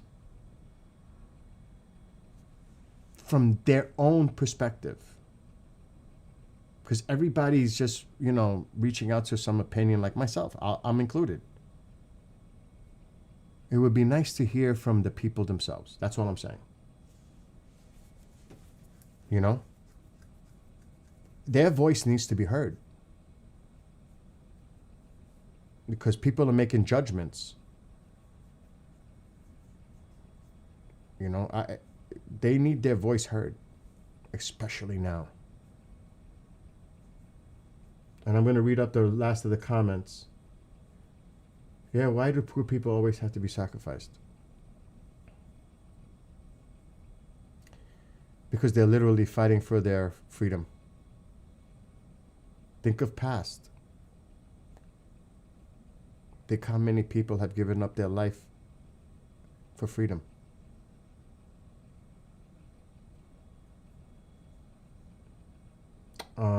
Because people without means have to do everything themselves. There are no proxies. If it has to be done, they have to do it. I believe we do not need to be anything except just human. And we are all part of the human community. I said that earlier. Alex, that's a great point. We're all part of the human family. Like I said, we have so much more in common than not. And we should work on that and build those bridges. And respect when we don't. And that's okay. That's what makes us individuals. That's what makes us different. And that's okay. Yeah, but now they're going after the people with the Starlinks. I saw the raids in some houses and stuff. It's bad. The regime is going in. I've seen videos. It's horrific. 3 minutes ago, Trump posted, end of times. I don't know if it's going to be on X. I don't have True Social. I got to get True Social. I don't know why I don't have it. That might end right now.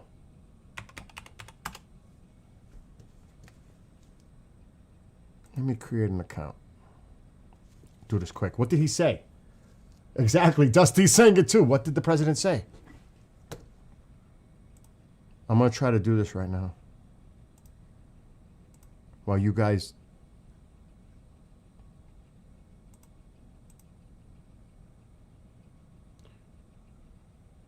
Even with Starlink, there are jamming it. Yep.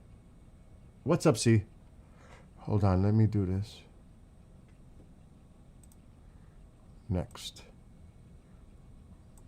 Phone number. Yes, I agree. A code was just sent. If you don't think I'm really doing it, I'm really doing it.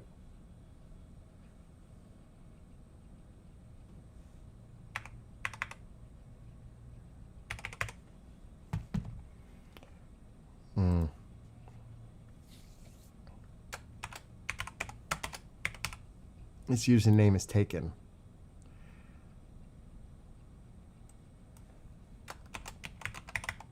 I bet you this one isn't. Oh my God, are you serious?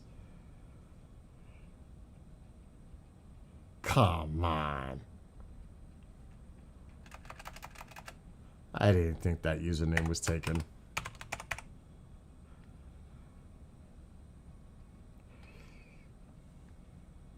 I don't want to put, I mean, that's, now I got to try to think of a freaking username.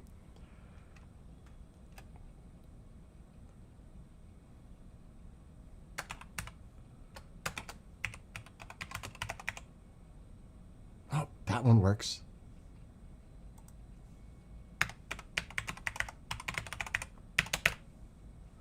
Oh, I got to do a lowercase. Okay.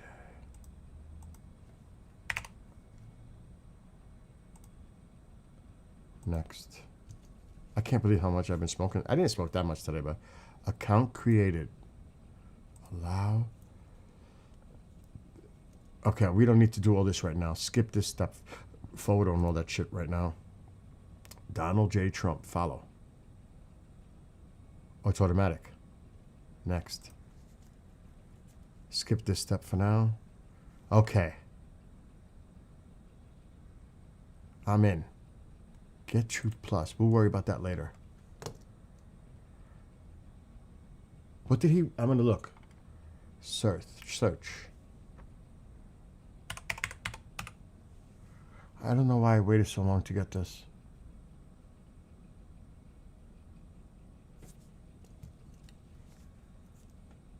Okay, this looks old. Am I? How come these posts look old? This is his account. 34 minutes ago, he just says he was talking about a congressional, a GOP nominee. Congratulations, John. That's the last one I'm seeing. Yeah. Mad Million. That's the one I'm seeing. Okay. I got my True Social account. Thank gosh. Now I could stay on track with it. I want to bookmark it. So yes, I've got my True Social account.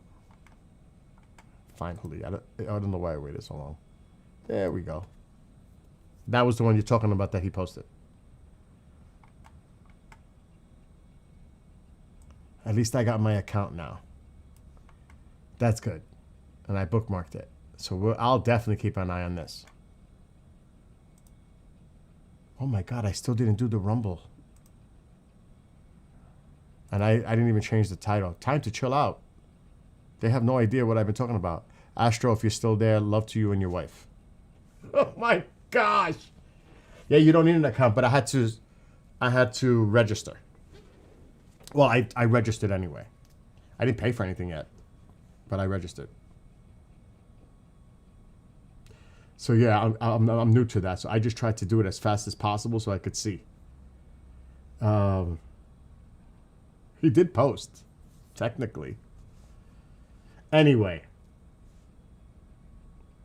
to all of you, like I said, I don't really watch much TV. I don't watch much TV. Oreo. No, it's not something I'm big on. I spend my time when I'm not working doing this, whether it's gaming, you know how I am, sky watching. For those that are new here, I do a lot of sky watches with the camera, the Sony A7S III. I do a lot of gaming, you know, that kind of stuff. But this is not the time for that. It's about time for this. So I'm not going to talk about that stuff. Anyway, I am going to bail out if something, which I highly doubt, since daylight is approaching in Iran. If anything happens, I will be back. But only if it's like very significant. Otherwise, I'll be back tomorrow by noon-ish. Because it'll be nighttime again. And we'll see what happened in Iran during the daytime. I pray that's going to be so horrific. No 3i Atlas stuff. Now, I can always bring on my astronomer friend, Mark D'Antonio. But that's pretty much... That's another story for another night. But love to all of you. Love to all of you and your families. Be safe. Be well. Watch out for the flu, because I had it last week. It's going around. And take care, and I'll see you all, or I'll see some of you tomorrow. And pray for the people of Iran. They need our prayers. Matter of fact, I'm going to go light a candle now. Anyway, Oreo, you have a great one. All of you, have a great night. Be well, be blessed, be safe. See everybody tomorrow. I'm out. And good night to all of you. I'll check